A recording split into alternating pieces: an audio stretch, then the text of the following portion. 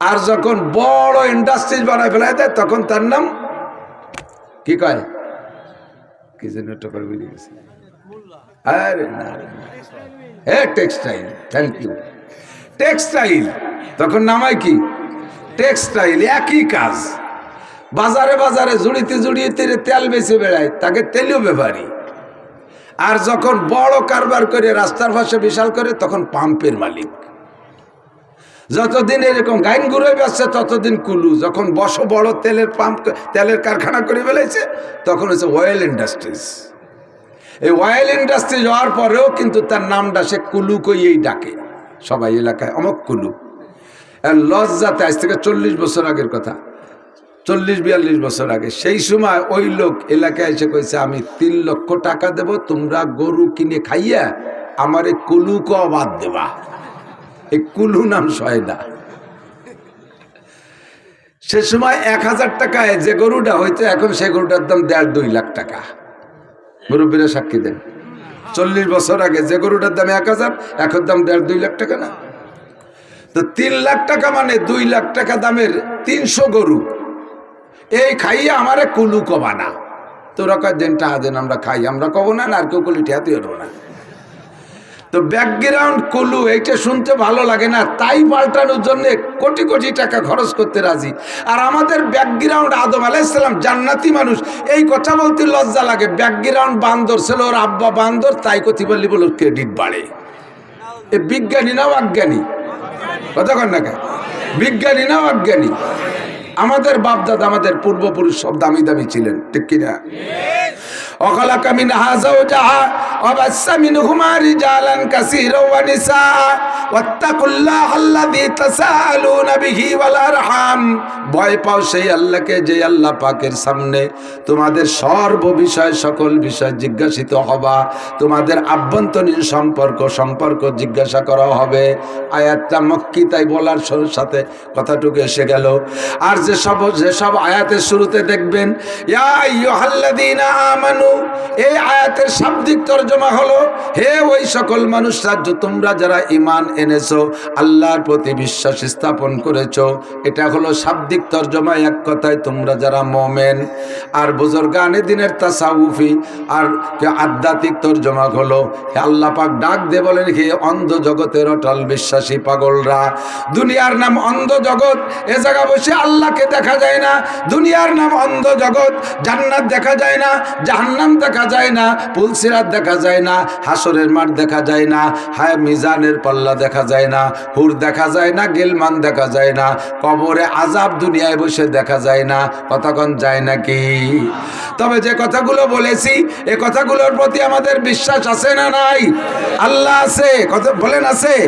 আল্লাহ আছে, রসুল সত্য, জান্নাত আছে, জাহান্নাম আছে, পুলসিরাত হবে, হাসর নাসর সবই আছে, ফেরেশতা আছে, আসমানি কিতাব বিশ্বাস করি, দুনিয়ায় থেকে একটাকেও না দেখে বিশ্বাস করি। বিদায় আল্লাহ পাক বড় মহাব্বতের সাথে আপনাদেরকে ডাক দিয়েছেন হে আমার অন্ধ জগতের অটল বিশ্বাসী পাগলরা। দুনিয়ায় বহুত পাগলামি করেছ। পাগল কাকে বলে? স্বাভাবিক নিয়মের পর যে আমল করে না, মারে ভাবি করে ডাক দেয়, বউরে মা করে ডাক দেয়, নিজের ঘরে আগুন জ্বালায় দেয়, পরের ঘরে যে পানি ঢালে, রাস্তার ছিঁড়া কাটা ছিঁড়া কাগজ দিয়ে বস্তা ভরে, আর 1000 টাকার নোট দিলি পথ করে টেনে ছিঁড়ে ফেলায় দেয়, শুকনো শুকনো গোবর দিয়ে বস্তা ভরে, আবার খাবার প্লেট ভরে দিলি তা পায়খানার মধ্যে চেলে ফেলায় দেয়। এর নাম হলো পাগল। সম্পূর্ণ অনিয়ম কাম করে যে সে হলো পাগল। আপনাদেরকে আল্লাহ পাগল কেন বললেন? চোখের সামনে দেখতেছেন দুনিয়াদাররা কত শান শওকতে থাকতেছে। গত 2 দিন আগে আমি গিয়েছিলাম দাকব, খুলনার একেবারে দক্ষিণ সীমান্তে সুন্দরবনের গায়ের থানা দাকব। আল্লাহু আকবার, যে দেখলাম শত শত মুসলমান খ্রিস্টানদের টাকার কাছে দুর্বল হইয়া বেঈমান খ্রিস্টান হয়ে গেছে। আপনারাও যদি খ্রিস্টান হতে চান, আমি কোটি কোটি টাকা এনে আপনাদেরকে দিতে পারবো। শর্ত হলো ঈমান ছেড়ে দিয়ে খ্রিস্টান ধর্ম গ্রহণ করতে হবে। কেউ রাজি আছেন? সারা পৃথিবীর রাজাও যদি বানায় দেয়, জাতিসংঘের মহাসচিবও যদি আমারে বানায় দিয়ে বলে তুমি বলবা আল্লাহ নাই, তুমি বলবা রসুল মুহাম্মদুর রাসূলুল্লাহ না, এই কথাটুক বললে তোমারে জাতিসংঘের মহাসচিব বানাই দেওয়া হবে। ওরে জাতিসংঘ না, সারা পৃথিবীর প্রেসিডেন্ট মালিকও যদি আমারে বানায় দেয়, ওই কথা আমার দ্বারা বলা সম্ভব না। আমার প্রাণপ্রিয় নগরকান্দা সালতা ফরিদপুরের যুবকরা, তোমরা যারা নামাজ কালাম পড়ো না, শরীয়তের বিধান মানো না, মদ গাঁজা বা ফেন্সিডিল হিরোইন খাইতেছো রাতের বেলা দিনের বেলা, জেনা ব্যভিচার করো, হাজারো অন্যায় করো, কিন্তু মুসলমানের সন্তান, তোমার নাম আব্দুল্লাহ, তুমি জীবনে একবার হলেও পড়েছো লা ইলাহা ইল্লাল্লাহ মুহাম্মাদুর রাসূলুল্লাহ, এই কলেমা পড়ে তুমি মুমিন হয়েছো। এ যুবক, তুমি সাক্ষী দাও, তোমার সামনে যদি কোনো কাফেরের বাচ্চা কোরআনে কারীমকে ছিঁড়ে পদদলিত করে, তোমার সামনে যদি আল্লাহ পাক রব্বুল আলামিনকে গালি দেয়, তোমার সামনে যদি বিশ্বনবীর চরিত্র নিয়ে কটূক্তি করে, তুমি কি তাকে খালি হাতে ফিরে যেতে দিবা? তোমার দেহের মধ্যে বিন্দু মাত্র এক ফোঁটা রক্ত থাকতে প্রতিশোধ না নিয়ে আসবা না। যদিও তুমি স্বাভাবিকভাবে নামাজ কালাম পড়ো না, রমজানে রোজা রাখো না, শরীয়তের বিধিবিধান আমল করো না, কিন্তু তুমি মুসলমানের সন্তান, লা ইলাহা ইল্লাল্লাহ পড়ে ইমানদার হয়েছো। তোমার ভিতরে ইমানের আলোটা এমন ভাবে আছে, অমুসলমানরা তোমাকে তাক করে কিছু বললে সহ্য করতে পারো না। এজন্য আল্লাহ পাক তোমাকে উপাধি দিয়েছে, তুমি অন্ধ জগতের অটল বিশ্বাসী পাগল। তুমি যখন অন্ধ জগতের অটল বিশ্বাসী পাগল, আল্লাহকে বিশ্বাস করো, আখিরাত মানো, কবর আযাব মানো, জান্নাত জাহান্নাম মানো, তুমি মুমিন। তোমাকে আমি একটা খাস অনুরোধ করি, আল্লাহ পাক বলেন ইয়া আইয়ুহাল্লাযীনা আমানুত্তাকুল্লাহ। এবার তুমি ইসলামের পর পরিপূর্ণ আমল করার জন্য তোমাকে একটা কাজ করতে হবে, সেইটা হলো ইত্তাকুল্লাহ। ভয় পাও দোস্ত, আল্লাহকে ভয় পাও, পাগলামি করো না, আল্লাহকে ভয় পাও। ইত্তাকুল্লাহ, ভয় পাও। জোরে বলেন কাকে? লা নাকাফু আহাদান ইল্লাল্লাহ, আল্লাহ ছাড়া কেউকে ভয় পাই না, আল্লাহ ছাড়া কেউকে ভয় পাই না। আগুনরে ভয় পাই কতক্ষণ? আগুনের ভিতরে পুড়ে যদি মরে যাই, মরার পরে আর আগুনরে ভয় পাওয়া লাগে না। বাঘরে ভয় পাই কতক্ষণ? বাঘরে ভয় পাই কতক্ষণ? বাঘে ধরে ছিঁড়ে বুড়ে খেয়ে ফেলানোর আগ পর্যন্ত। বাঘে ছিঁড়ে বুড়ে খেয়ে ফেললে মারা গেলাম, আর মরার পরে বাঘরে ভয় পাওয়া লাগে না। সাপরেও ভয় পাই কতক্ষণ? কামড় দিয়ে মেরে ফেলবে, মরার পরে আর ওই সাপরে ভয় পাওয়া লাগে না। আমার আল্লাহকে ভয় পাবে, এজন্য দুনিয়ায় থাকতো যে আল্লাহ, মরার পরও সেই আল্লাহ, আখিরাতে যাওয়ার পরও সেই আল্লাহ। আল্লাহর সামনে থেকে একটা কদম আমাকে জবাব না দিয়ে সামনে বাড়ার উপায় নাই। নবী পাক বলেন লা তাজালু কদামা ইবনি আদম হাত্তা ইউসআলা আন আরবা। এ যুবক, মনে রাখো, আবাল বৃদ্ধ বনিতা নারী আর পুরুষ, পর্দার আড়ালে মা বোনরা, আল্লাহর কসম, আল্লাহর কসম, বিশ্ব নবী মিথ্যা কথা বলেন নাই। আল্লাহ পাকের এজন্য ভয় পাবো, কিয়ামতের ময়দানে আল্লাহর সামনে দিয়ে 4টি চেকপোস্ট অতিক্রম করা ছাড়া, 4টি ইমিগ্রেশন ছাড়া একজন মানুষের সামনের দিকে এক কদমও বাড়তে পারবা না। ও যুবক, পাগলামি করিস না, একটু লক্ষ্য করে শোন। 4টে প্রশ্নের জবাব না দিয়ে এক কদম সামনে বাড়া সম্ভব হবে না। প্রশ্ন জোরে বলেন কয়টা? 4টি ইমিগ্রেশন। আমি দুনিয়ার মিসাল দিয়ে কথা বলি, এদিক তাকান। যারা বিমানে চলছেন বিদেশে যাওয়ার জন্য, তারা জানেন বিমানে উঠতে হলে, বিমানে উঠার আগে 4টি ইমিগ্রেশন হয়। বিমানের চেকের নাম হলো ওখানে এয়ারপোর্টের পরিভাষা। ইমিগ্রেশন মানে চেকপোস্ট। 1 নম্বর ইমিগ্রেশন, আপনাকে পাসপোর্টটা চেক করবে, আপনার পাসপোর্ট ঠিক আছে কিনা, আপনি বাঙালি জাতি কিনা অন্য কোন জাতি, নাকি আপনার পাসপোর্ট আছে কিনা। 1 নম্বর পাসপোর্টের ইমিগ্রেশন হবে। 2 নম্বরে আপনার লাগেজ ইমিগ্রেশন হবে।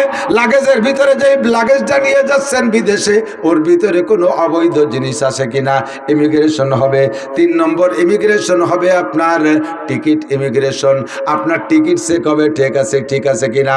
4 নম্বর ইমিগ্রেশন আপনার বডি চেক হবে। অনেকে নাকি পেটের মধ্যে অবৈধ জিনিস ঢুকাইয়া বাইরে নিয়ে ডেলিভারি দিয়া সেই যে দামি দামি জিনিস বিক্রি করে, এইরকম উল্টো পাল্টা করে, এই জন্য বডি ইমিগ্রেশন হবে। 4টি ইমিগ্রেশন পার না হইতে পারলে, 3টে পার হয়েছেন, একটাই ধরা খেয়ে গেছেন, পার হইতে পারবেন না, বিমানে উঠতে পারবেন না। আমি নিজেই তার বাস্তব পরীক্ষিত। আওয়ামী লীগের আগের নির্বাচনের সময় বাংলাদেশে 5 দিন মাহফিল বন্ধ করে দিয়েছে। চিন্তা করলাম যে বাংলাদেশে মাহফিল বন্ধ, বাড়ি বসে থাকবো কে, সুযোগ একটু পাইলাম, চলে গেলাম মালয়েশিয়া। তো যাওয়ার সময় বিমানবন্দরে যাইয়া লাগেজ ওকে, পাসপোর্ট ওকে, টিকিট ওকে, বডি ইমিগ্রেশনে ধরা পড়ে গেছি। মেশিন আমার সাথে লাগানোর সাথে সাথে লাল বাতি জ্বলে ওঠে, রিং করে ওঠে। যারা ইমিগ্রেশন করতেছে সব আমার শ্রোতা পরিচিত, কিন্তু মেশিনই যদি না ছাড়ে পরিচিতি তো কাজ হবে না। মেশিন ধরে আর রিং করে, খুলতে খুলতে সব খুলে দিলাম, মানে পকেটে যা যা ছিল সব বের করে দিছি। আমি বুঝতেছি আমার গায়ে কিছু নেই, তারপরও রিং করে। ওরা যারা আছে ওরা ধরতে পারেনি, পরে ফেরেস্তা পাল্টাই দিল। এই ফেরেস্তাকে দ্বারা সম্ভব না, মহিলা ফেরেস্তা আইছে একজন, ও মেশিনের টাইম নিয়ে আমার দিক লাইটের মতো একটা চাপ দিয়ে মারি দিয়ে কয়, হুজুর আপনার এই বুক পকেটের মধ্যে ছোট একটা ডায়েরি আছে, ওই ডায়েরির ডায়ালের মধ্যে একখান বেলেট আছে, ওইটা ফেলাই দেন, রিং করবে না। খুলে দেয় যে সত্যি কবে যেন নখ কাটতে জন্মতে ধুয়ে দিছি আর বেরোতে মনে নাই, ও আমারও বিরক্ত করতেছে। আমি উরে বাবা, এদি আব্দুল কাদের জিলানি সে বড় ভিড়, এ মহিলা কিভাবে টের বলো এই ডায়ালের ভিতরেই রয়েছে। 4টি ইমিগ্রেশন কমপ্লিট হওয়ার আগে যেমন বিমানে উঠতে দেয় না, জান্নাতের বিমানে উঠতে হলে আপনাকে 4 ইমিগ্রেশন অতিক্রম করা লাগবে।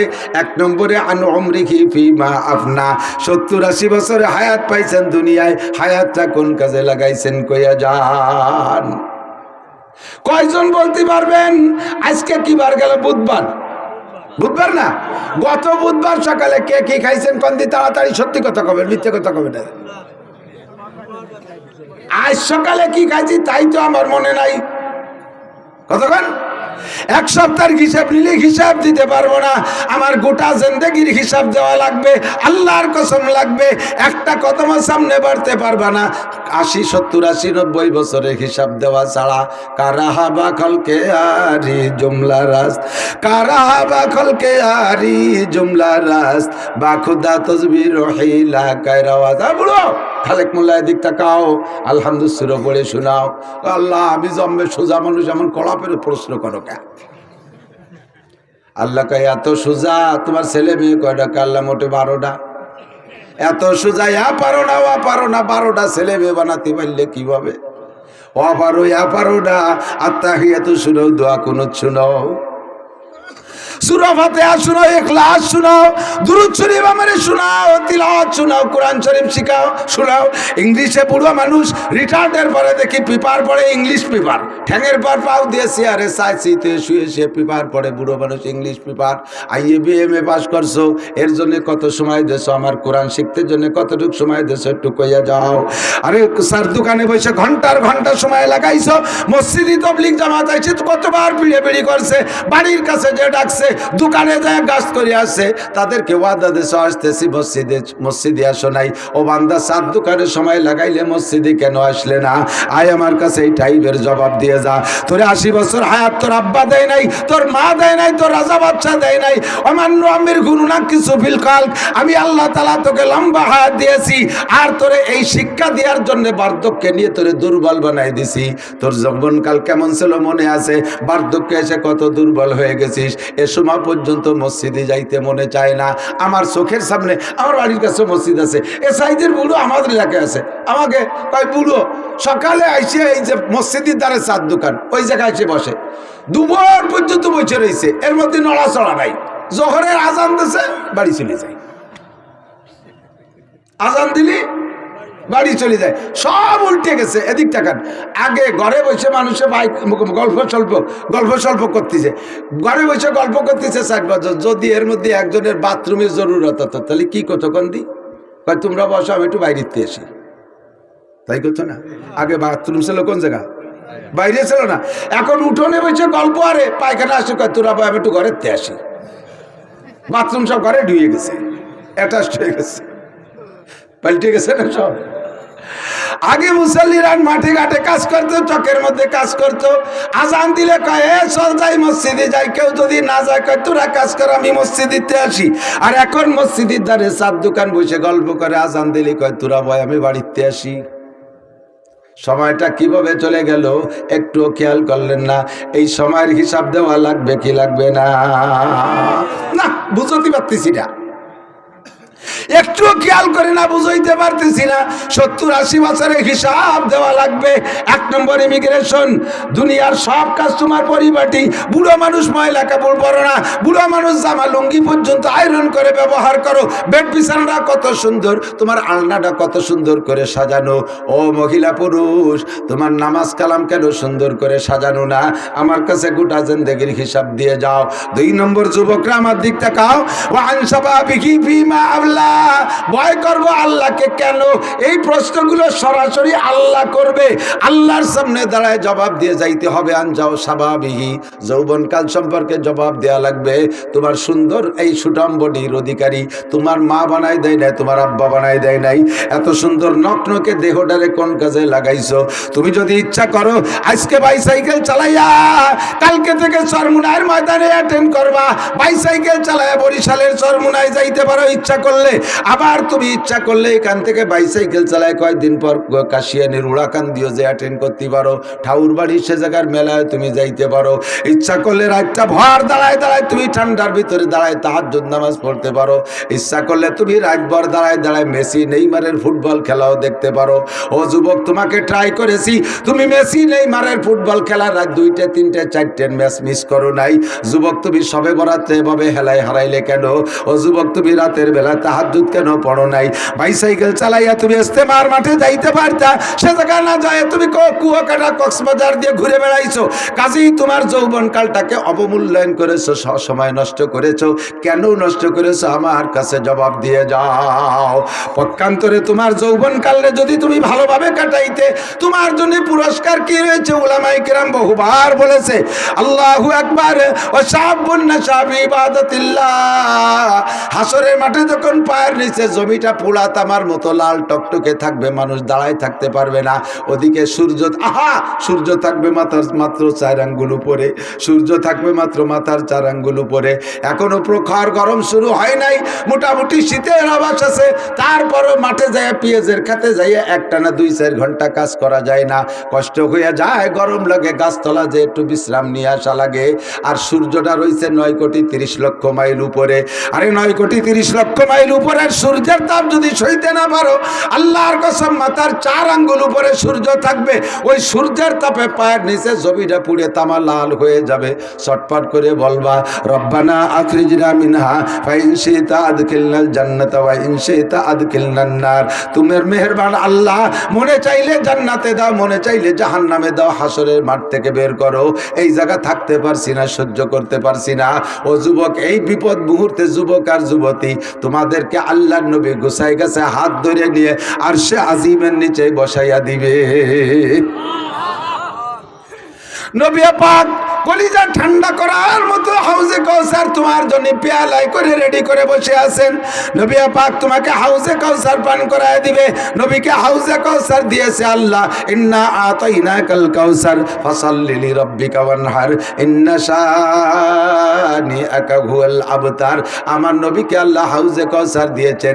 এই হাউজে কাউসার নিজি হাতে তোমারে পেয়ালায় পান করায় দিয়া বলবে, হুজুর বলেন, ফামান শারিবা লাম ইয়াজমা আবাদা। ওই জায়গা পিপাসায় বুকটা ফেটে যাবে রে যুবক। তোমার আব্বা মা কেউ তোমার 1 গ্লাস পানি দেওয়ার মতো নাই। জিবরাইল মিকাইল কোনো ফেরেশতার ক্ষমতা নাই পাশ কাটিয়ে যে 1 গ্লাস পানি তোমারে পান করায় দেবে। একমাত্র নবী পাকের হাউজে কাউসার ছাড়া যৌবনকালটাকে যদি তুমি ইবাদতের মধ্যে কাটাইতে পারো, একটু প্রতিজ্ঞা করো যুবক, অনেক কষ্টের কিছু না। যৌবনকালে ইবাদত করা বড় সহজ। এই সময় শক্তি আছে, সমর্থ আছে। ইচ্ছা করলে শীতের রাত্রে, গভীর রাত্রে উঠে তুমি ঠান্ডা পানিতে গোসল কইরা পাতলা একটা জামা গায়ে দিয়ে ফজর পর্যন্ত দাঁড়ায় দাঁড়ায় নামাজ পড়বা, তুমি কাঁপবা না। বৃদ্ধ হয়ে গেলে কিন্তু এই কাম করা যায় না। বৃদ্ধ হয়ে গেলে গরম পানি দিয়ে ওযু বানায়, তাড়াতাড়ি মুছে জ্যাকেটের মধ্যে হাত ঢুকানো লাগে, নইলে ওই হাতে প্যারালাইসিস আইসা যায়, হাত পা ভেঙে নিয়ে আসে। দাঁড়াইয়া নামাজ তো দূরের কথা, বসেও পড়তে পারে না, ল্যাপ গায়ে দিয়ে শুয়ে পড়া লাগে। ওই বয়সে কিছুই করা যায় না। যৌবনকাল রে কাজে লাগাও যুবতী মাইয়া। ফেসবুক, টেলিভিশন, ইউটিউবের ভিতরে যেভাবে চক্ষু লাগায় ঢুকে আসো, ওই চক্ষুটা ওখান থেকে উঠাই আই না, একটু কোরআনে কারিম তিলাওয়াতের মধ্যে ঢুকাও। স্কুল কলেজ ইউনিভার্সিটিতে যারা পড়াশোনা, দেখবা তুমি যদি সকালবেলা ফজরের নামাজ পড়া সূরা ইয়াসিনটা তিলাওয়াত কইরা বই নিয়ে বসতে পড়তে বসো, অন্যদিন বিনা ইয়াসিনে পড়লে যে কয় ঘন্টা লাগে একটা কিছু মুখস্থ করতে, আজকে তার চেয়ে অনেক কম সময়ের মধ্যে তোমার মুখস্থ হয়ে যাবে। ফজরের নামাজ পড়ে তিলাওয়াত করলে বুকের ভিতরে সাহস আসবে, স্কুলে যাবি, কলেজে যাবি, যে জায়গা যাবি, আল্লাহ তোরে আলাদাভাবে পাহারাদারি করবে, হেফাজত করবে। নামাজ পড়ে বের হবা, তিলাওয়াত করবা, মজাই পাবা আলাদা। এই কামটা যৌবনকালে করা সম্ভব, বৃদ্ধকালে সম্ভব না। 2013 সালে আমি 20 জনের এক জামাত নিয়ে তবলিগে গেছিলাম কিশোরগঞ্জ। এর ভিতরে 12 জন ছিল স্কুল কলেজের যুবক, আর আমরা আলেম ছিলাম 3 জন, 12 আর 3 15, আর 5 জন ছিল এই কায়দা মতো পাকা পাকা বুড়ো। আমরা 3 হুজুর প্ল্যান করলাম তবলিগে যাইয়া 5-6 ঘন্টা খালি ফাজাইলে আমার তবলিগে নিসাব পড়ে, আর কোরআন শরীফ মস্ক করা, সূরা মস্ক করার জন্য 10 থেকে 15 মিনিট বরাদ্দ। এইটা আমারে খুব হিট করছে। আমাকে আমির সাহেব ছিলেন আপনাদের বলমারির মজিবার দারোগা সাহেব, উনারও সেই একমত যে মুরব্বীরা এই করে আমরা ওই করব, এর উল্টো করা যাবে না। আমি বললাম যে ভাই 15 মিনিট কোরআন শরীফ পড়া শুদ্ধ করার জন্য আপনি তো কয় চিল্লা দেশের আলহামদুলিল্লাহ সূরাটা শুনুন দি, কয়গুলো বাদ দেন, আগে ভাজাইলে আমার পড়ি, আমাকে বাদ দেবো, আসলটাই ধরবো। কোরআন শরীফ নিজে পড়তে পারো না, এই জন্য কোরআন শরীফ এখানে পড়া বানাবে সেটাই। আমরা 3 হুজুর আইছি, এই বাকি 17 জনের কোরআন শরীফ শুদ্ধ করে পড়ায় বাড়ি নেব, এই প্ল্যান করছি। আমির সাহেব কড়া বাধা দিচ্ছে, না এটা তবলিগের নিয়ম না, এটা তবলিগের নিয়ম না, তবলিগি কোরআন পড়া পড়ি নাই।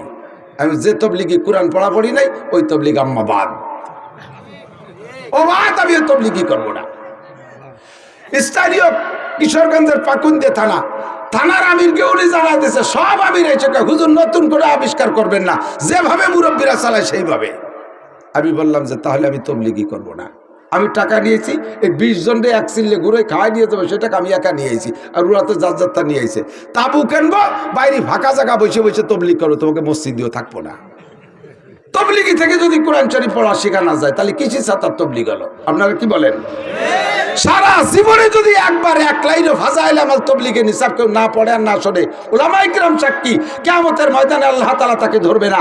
কিন্তু আউয়ালু মা ইহাসাবু বিহিল আবদু ইয়াউমাল কিয়ামাতিস সালাহ, কিয়ামতে সর্বপ্রথম জিজ্ঞাসা হবে নামাজ। জোরে বলেন কিসের? আর নামাজ ভাঙার 19টা কারণের 1 নম্বর কারণ কিরাত অশুদ্ধ পড়া, আর সেই কিরাত জীবন ভরে পড়বে না, ফাজাইলে আমাল 6 ঘন্টা পড়বে। কাকড়াইল ফোন দিলাম যে ভাই আমি তো এই করতে চাচ্ছি, আমির সাহেব ঠেয়ায়। কাকড়ালিতে ফোন দিয়ে কলো যে আমির কাকড়াইল পাঠাই দেন, ওটাতে দরকার নেই, শিখেন কোরআন শরীফ।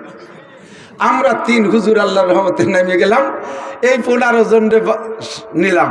আমির সাহেব যাই নেই, পরে ছিল আমির সাহেব সহ এই কয়েকজনরে নিয়ে বসলাম মোটামুটি। এখন বুড়ো 5 জন আর জুয়ান হলো, যুবক হলো 12 জন, 15 12 আর 5 17 জন, আর আমরা 3 হুজুর, এই 20 জনের জামাত। চেষ্টা করে মাত্র 3 দিনই যুবক যে কজন, যে কথা বলতে চাইছি, যুবক যে কয়জন সেই কয়জনের মাত্র 3 দিনই কোরআন শরীফ পড়া শিখে ফেলাইছি। 38 দিনে তাদেরকে 8 পারা সবক পড়াইয়া বাড়ি আনছি। থাক ফাজাইলে আমল বাদ যাক, আর এই সবরে ফাজাইলে আমল পড়বই না। এখন ওরা কোরআন শরীফ পড়ার নিশাই হয়ে গেছে, অন্য কোনো কিছু শুনতে চায় না। আর এই বুড়ো যে কয়জন, বুড়ো কয়জন তো একেবারে আঠাইয়ে মাটি শুয়ে সৈতিয়ে ডেলার মধ্যে কিছু ডোয় না। এই বুড়োকে 38 দিনে পারলাম না, পারছি। তারপর কাঁচাই ফেলাইছিলাম, অক্ষর চিনেছি, জের জবর চিনেছি, জজম তাজদিদ চিনে ফেলাইছি, মোটামুটি শব্দ তৈরি করা প্রায় শিখে ফেলাইছি। আর 1 চিল্লে থাকতে হলে কটার সেই নিয়ে আসতে পারতাম। বলতে চাইছি এটা যে বৃদ্ধ হয়ে গেলে ব্রেন মগজ সবকিছু শক্ত হয়ে যায়, এ সময় সম্ভব না। তোমরা যুবক যারা আছো, ও যুবক একটু প্ল্যান করে, একটু প্রতিজ্ঞা করো, আমি যৌবনকালে কোরআন শরীফ পড়া শিখবই। স্কুলে পড়ো, দোষ নেই, কলেজে পড়ো দোষ নেই, বিশ্ববিদ্যালয় পড়ো, ডাক্তারি পড়ো, মেডিকেল পড়ো, যা আছে ইঞ্জিনিয়ারিং সায়েন্স সব পড়ো, ফাঁকে তুমি কোরআন শরীফটা পড়া শেখো। দেখবা তোমার কর্মজীবনটা কত উন্নত হয়, কত উজ্জ্বল হয়। কিয়ামতের ময়দানে শাবুন নাশা ফি ইবাদাতিল্লাহ, যে যুবক তার যৌবনকালটাকে ধর্মের মধ্যে কাটাইলো, ওই যুবকরে যে আরশে আজিমের নিচে ছায়া দেবে, তুমি সেই যুবকদের কাতারে আরশের নিচে ছায়া পেয়ে যাবা। আল্লাহু আকবার। আন শাবাবিহি ফিমা আবলা, যৌবনকাল সম্পর্কে জিজ্ঞাসা হবে কোথায় কাটাইছো, কোন বাগানে, কোন গাজার আড্ডায়, কোন জায়গায় যে কতটুকু কাটাইছো, ক্রিকেট ফুটবল হাডুডুর মধ্যে কতটুকু সময় দিয়েছো, খেলা করার ভিতরে খেলা দেখার মধ্যে কতটুকু সময় দিয়েছো, জবাব দিয়ে যাও। 3 নম্বর ইমিগ্রেশন আন মালিহি, মাল সম্পর্কে জিজ্ঞাসা করা হবে মিন আইনা ইকতাসাবা ফিমা আনফাকা, এই মালের মালিক তুমি কিভাবে হইলে, কোত্থেকে কামাই করেছো, হালাল ভাবে উপার্জন করে হারাম ভাবে খরচ করেছো, এটাও তুমি অন্যায় করেছো। উদাহরণ নেনে দিক তাকান, ভ্যান চালায় টাকা কামাই করা বড় কষ্টের টাকা, হালাল টাকা। রিক্সা চালায় টাকা কামাই করেছেন, নসিমন করিমন চালায় টাকা কামাই করেছেন, পেঁয়াজের খেতে কামলা দিয়ে টাকা কামাই করেছেন, এমন করে বিভিন্নভাবে টাকা কামাই করেছেন, হালাল ভাবে কামাই করেছেন। সপ্তাহের পরে যাইয়া, সপ্তাহের শুরুতে শনিবারে যাইয়া ব্যারাকের কিস্তি দেন, গ্রামীণ ব্যাংকের কিস্তি দেন, আশা প্রশিকার কিস্তি দেন, এই কিস্তিতে সুদে দিন শোধ করতেছেন। কামাই করছেন হালাল ভাবে, খরচ করছেন হারাম ভাবে, আপনি সুদের সাথে জড়িত হয়ে গেছেন। নবী পাক বলেন আর রিবা সাবউনা জুজআ, সুদের ভিতরে 70টা স্তর আছে, অর্থাৎ সুদের গুনার 70টা স্তর। প্রথম স্তরের গুনাহ হলো হারবুম বিল্লাহি ওয়া রাসূলিহি, আল্লাহ আল্লাহ রসুলের সাথে যুদ্ধ করা। আল্লাহ পাক রব্বুল আলামিন কোরআনে কারিমের ভিতরে নিজেই বলেন, সুদখোর সুদদাতাদের সম্পর্কে আল্লাহ বলেন ওয়াদারু মা বাকিয়া মিনার রিবা ইন কুনতুম মুমিনিন ফাইন লাম তাফআলু ফাযানু বিহারবিন বিল্লাহি ওয়া রাসূলিহি। ও যারা সুদে কারবারের সাথে জড়িত আছো, তোমরা তাড়াতাড়ি ফিরে আসো। জারু মা বাকিয়া মিনার রিবা, এতদিন যা খাইছো আজকে পর্যন্তটা পিছনেরটা ছেড়ে দিয়ে চলে আসো, আর সুদে কারবার করো না। ইন কুনতুম মুমিনিন, যদি তুমি ইমানদার হও, যদি তুমি ইমানদার হও। ফাইল্লাম তাফআলু, যদি ছাড়তে না পারো তাহলে তুমি ইমানদারের কাতায় থাকবে না, তাহলে তুমি এবার রেডি হয়ে যাও। ফাযানু বিহারবিন মিনাল্লাহি ওয়া রাসূলিহি, আল্লাহ আল্লাহর রাসূলের সাথে যুদ্ধ করার জন্য রেডি হয়ে যাও। আল্লাহ আল্লাহর রাসূল তোমার সাথে যুদ্ধ করবে। জগতে কেউ আল্লাহর সাথে যুদ্ধ করে জিততে পারে নাই।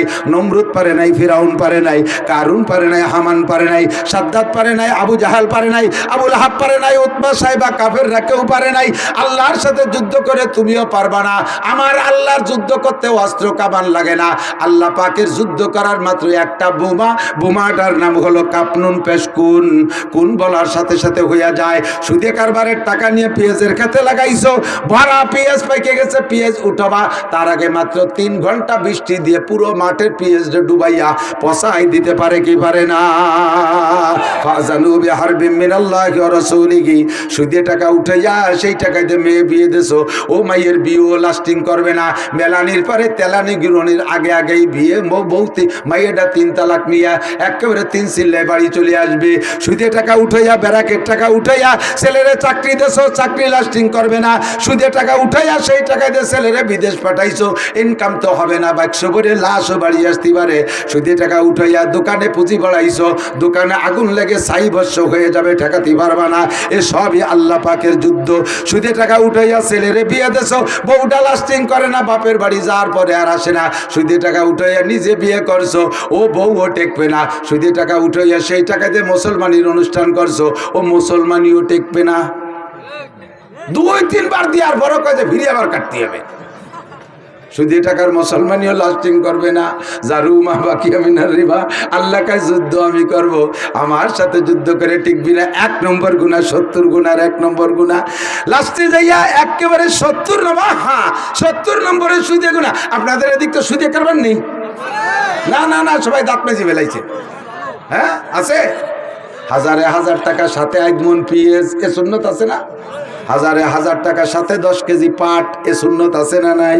হাজারে হাজার টাকা সাথে 1 মণ ধান, হাজারে হাজার টাকা সাথে 100 টাকা। ওই টাকা 100 না দিতে পারলে পরের মাসে থেকে 1100 টাকা, 110 টাকা। চক্রবৃদ্ধি সুদ বাড়তে আছে না নাই?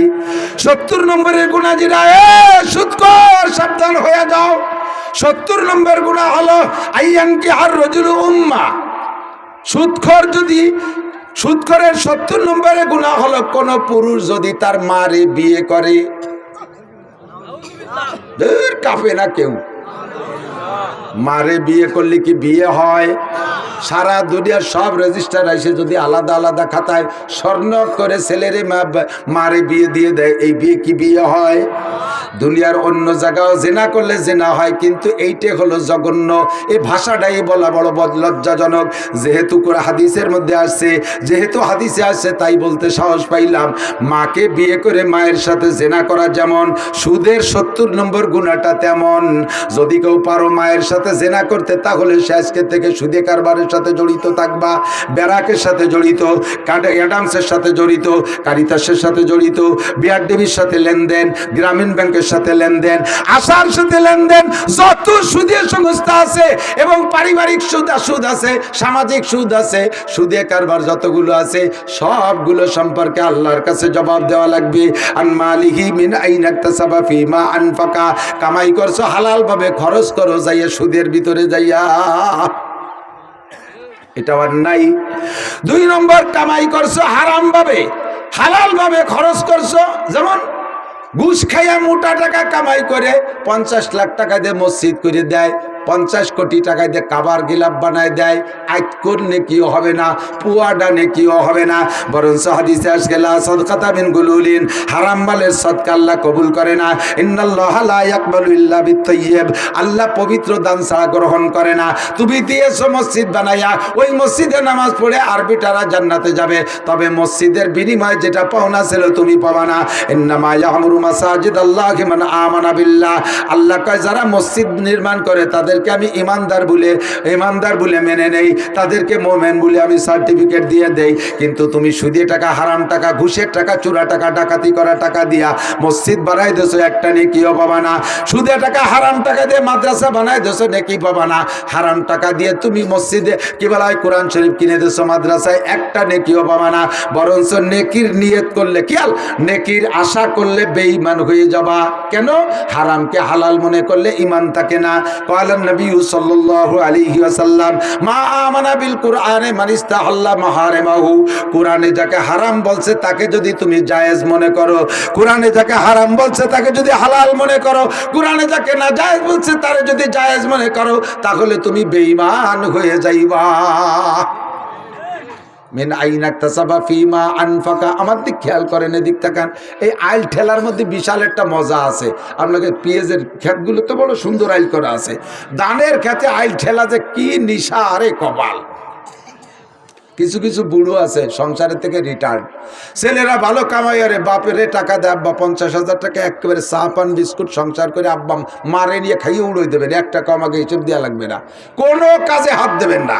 বুড়ো হয়ে গেছে, আপনি অনেক কষ্ট করে আমাকে মানুষ বানাইছেন, এখন আমরা মোটা কামাই করি, বুড়োকালে কোনো কাজ করবেন না। বুড়োরে সব কাজেতে রিটায়ার্ড করে দিয়েছে, কোনো কাজে বুড়ো হাত দেয় না, কিন্তু একটা কাজেতে বুড়ো রিটায়ার্ড হতে পারে না। আসরের পরে ট্যাঙ্গি একখান নিয়ে বিলি যাইয়ে চকে যাইয়া আইল গাড়ি দিয়া, মাঠে জমির মাঝখানে কত বন, তাতে একটা কল দেবে না, যত বন আলির মধ্যে। আসরে পরে জিকির ফিকিরির সাথে আইল খোঁজে, কোপে কোপে জিকির, সুবহানাল্লাহ, আলহামদুলিল্লাহ, আল্লাহু আকবার, লা ইলাহা ইল্লাল্লাহ। 30 বছর আইল করছে, বুড়ো জমি বেচবে। যে কেনে সে কাজে কাকা মাপে জমে কি ঠিক হবে রে, কবিটা মাফিয়ে কিনতে গেলে ঠকে যাবে, যা কইছি নিয়ে নে। কারণ আমার জমি কোনোদিন কম পড়ে না, 30টি বছর আইল খুশি জিকির ফিকিরির সাথে, 2 কাঠা বাড়বে ছাড়া কমবে না। মানজালামা শিবরাম মিনাল আরদ, নবী পাক বলেন যদি পরের জমি আধা হাত পরিমাণ জুলুম করে খাও, এইটা হারাম খাইছো, তুবিকাহু ইয়াউমাল কিয়ামাতে সাবউর দিন, ওর গলায় কিয়ামতের ময়দানে 7টা জমিনে আংটা লাগাইয়া গাঢ় ঠাইসে ধরে কুজুইরে গলায় বাঁধি দিয়ে ফেরেশতারা পিছনে 14 মইনে গুরজু নিয়ে দাঁড়াইয়া মাজার আইল মাসাল ভেঙে ফেলাই দেবে, পিটাইয়া কোমরে তুলে বাড়ি দেবে, আর কবে সোজা বুড়ো জমি খা। সে আসরের পরে কোচা জমি দিছি তোরে, জম্মের খা খা, হারাম ভাবে কামাই করে ফসল হারাম, সব কিছু হারাম। এর কারণে দোয়া কবুল হয় না, দোয়া কবুল হয় না। মাল সম্পর্কে জিজ্ঞাসা আল্লাহর কাছে হতে হবে কিনা, কথা বলেন, জিজ্ঞাসিত হতে হবে। দুনিয়ার মানুষের কাছে জিজ্ঞাসা করে, যে কয়েক বছর আগে ফখরুদ্দিন, ইয়াজউদ্দিন, মঈনুদ্দিন, 3 উদ্দিনের বাংলাদেশ ছিল না, এই আওয়ামী লীগের 16 বছরের আগে তত্ত্বাবধায়ক সরকারের সবাই গেছে না, এটা মনে আছে না? সেই সময় 3 উদ্দিনের বাংলাদেশ, ফখরুদ্দিন তত্ত্বাবধায়ক সরকারের প্রধান, ইয়াজউদ্দিন প্রেসিডেন্ট, আর মঈনুদ্দিন সেনা প্রধান। তিন উদ্দিনের কাছে বাংলাদেশের দুই দলের নেতা নেত্রী ধরা খাইছে কি খাই নাই? কথা কন। উনাদের কাছে প্রশ্নের জবাব দেওয়া লাগছে। কয় প্রশ্নের? 4টে। নামাজ, রোজা, হজ, যাকাত, কুরবানি, ফরজ, ওয়াজিব, সুন্নাত, মুস্তাহাব, ইশরাক, আমিন, তেলাওয়াত, পর্দা, কিছু না। ওই 4 প্রশ্নের ভিতরে 3 নম্বর প্রশ্নের জবাব দেওয়া লাগছে। নেতাকে ডাকে ডেকে কয়, মিনাইন আকতাসাবা ফিমা আনফাকা। তুমি নগরকান্দা সালতাইতে আসলিয়ে এই বেসতে ভ্যানে ভ্যানে ঢাকা আসলে আইটিয়ে একটা সিরাগঞ্জি একখান ভাঙ্গা সুটকেস নিয়ে তুমি 20 তালা দালান বানাইলি কি এরিয়া? এই এক প্রশ্নের জবাব দিয়ে যাও। মিরাই রাখতেছে বাফিমা আনফাকা। এই 20 গাড়ির মালিক হইলে কে রে? তেলের পাম্পের মালিক হইলে কি করে? গাজীপুরে গার্মেন্টসের মালিক হইলে কি করে? তোমার এই 50 সরের পর 200-500 বিঘে জমি রাখলিয়া এই নগরকান্দা সালতার বিল ধরে রাখিবেন, এই টাকা কোথায় পাইলো কাকা? এইটুক হয়ে যাও। এই কতি যাইয়া ফখরুদ্দিনের কাছে জবাব দিতে যাইয়া বহুত নেতাগুতা মহাজরে ইন্ডিয়া হিজরত করে ইন্ডিয়া চলে গেছে, হিজরত করে লন্ডন, হিজরত করে সিঙ্গাপুর। আর যেগুলো ধরা পড়ছে রমজানের আগেই সেগুলোরে এতেকাফে বসাই দিয়েছে জেলখানায়। কতক্ষণ না গা? মাত্র এক প্রশ্ন। কয় প্রশ্ন? মানুষের সামনে মানুষের প্রশ্ন দিতে যদি আটকে যান, আল্লাহ কাবুল হাকিমের সামনে ও ভাই হারাম খেয়েন না। রাস্তাঘাটে পয়সা পড়া রইছে, রাস্তাঘাটে পড়া লোকেই বলে একে, রাস্তাঘাটে কিছু পাইলে সেইটা ধরে নেবেন না। 2-5 টাকার নোট দেখলি ডাক দেয়, এ কাটা পড়ছে, কত কাকা? 5 টাকা। 5 টাকা। এই জন্য উনি এলান করতেছে, যদি 1000 টাকার নোট পায় তাহলে সে সময় এলান আসে না। কথা কন ঠিক না? নামাজি মানুষ 1000 টাকার নোটের কাছে চিত হয়ে পড়েন। একই মিনাইন একটা সাফা ফিমা আনফাকা। হারাম মালের কি ক্ষতি আছে? বিশাল ক্ষতি। মাঝে মাঝে তো বলি, এই যে আমাকে বিশ্ব রোড যখন প্রথম হয়েছে, সেই সময় প্রথমে এত ভালো রোড তার পাশে ছিল না, ঢাকা খুলনা হাইওয়ে যেটা। তো দূরের থেকে মনে হতো যেন একেবারে পানি রাস্তায়, এরকম দেখা যেত না, পানির মধ্যে পানির ভিতর দেখা যাচ্ছে। তো ব্যানালারা তো কয় বছর চালাতে পারে না রাস্তা হওয়ার সময়। আমি একবার এই আলফাডাঙ্গা মাহফিলে আসবো বাড়িতে, তা কোনো যানবাহন পাই না, ভ্যান একখান নিয়ে আসছি বাড়িতে, যে রাত্রেই চলে আসতে হবে, চল ভ্যান নিয়ে যাই। তো আমাকে কেকাই নিয়ে আমাদের পাশের গ্রামের এক ভ্যানালারা নিয়েছি। আসার সময় কদ্দূরও চালাইছে, এরপরে ওর ভ্যান আমি পিছন দিয়ে ঠেলি আর ও সামনে দিয়ে টানে, অজে যাচ্ছি ভ্যানে। রাস্তায় লাল লাল কুয়ার ধুলো, গাড়ির ধুলোয় লাল হয়ে গেছি। মাহফিলি গেছি, কাগজের এই অবস্থা, কাগজে ভ্যানে আইসি। আমি যে তাড়াতাড়ি এবার স্যান্ডেল পাল্টাতে হবে, পাও চুলিয়ে গেছে। ভ্যানে আসলে পাও চুলোকে ঠেলি আইছি, অষ্টাস করে রাত্রির ভিড়ে বাড়ি গেছি। যাইতে আলফাডাঙ্গাতে আমার বাড়ি যাতে 4 ঘন্টা লাগছে, ওই ভ্যান ঠেলতে ঠেলতে নিয়েছি 2 জন। তবু একজন সাথী পাইছি, কাজ হয়েছে। এইভাবে 4-5 বছর ধরে এই রাস্তা করছে। যখন রাস্তা হয়ে গেছে তখন তার খুশির শেষ নেই। এই ব্যানালারা কয় যে হুজুর এখন কাজা কাপ্পারা আদায় করবো, ওই 5 বছর পরান বলে চালাতে পারিনি, সেইটুক জব্বে চালাবো। উঠছি ফুকরোতে বাড়ি যাই, ভ্যানে উঠছি। ফুকরো আর গোপীনাথপুরের মাঝখানে বড় বড় ফাঁকা, 2টি বড় ফাঁকা আছে। এক ফাঁকায় যাই, ও যে চালাচ্ছে ধুমসা, যে প্যাডেল ভ্যান, সে সময় আমি কি এটা আস্তে চালা, এত জোরে চালাচ্ছে, যদি আচানক ব্রেক করা লাগে 60 কিলোমিটার তো ঠেয়াতে পারবি না। কয় যে হুজুর ওই দেন হাসপাতালের ওই পাশ পর্যন্ত দেওয়া যাচ্ছে, কিচ্ছু নেই, রাস্তায় একটা মাছিও নেই। এই 5 বছর চালাই নি, একটু ফরান করে চালাই। এই চালাচ্ছে, চালাতে গেলে হঠাৎ করে ব্রেক করে ফেলাইছে, গতি মানে 2-3 মিনিটের মধ্যে ব্রেক, এমন ব্রেক, হার্ড ব্রেক, আমি তো পড়িয়ে যাই। আমি কোনো মতো ধরে দাঁড়াইছি, ও লাভ দিয়ে নামিয়ে পিছনের দিক যাই, এরকম সৌ দিল রাস্তার পর, সৌ দিয়ে পকেটে ডুইয়ে এবার ভ্যানের হ্যান্ডেল ধরে ঠেলে, তা চলে না। চালা তাড়াতাড়ি চালা। আরে হুজুর তা আর চলবো, আর চলার সর্বনাশ হয়ে গেছে, চলবে না। কি হয়েছে? কি কয়েছে? ব্রেক ব্যাঙ্গে চাকার মধ্যে ঢুয়ে গেছে। তো তোর কলাম যে আসতে চালা, ঠেয়াতে পারবি না, এই মরা ব্রেক তুই কেন করলি?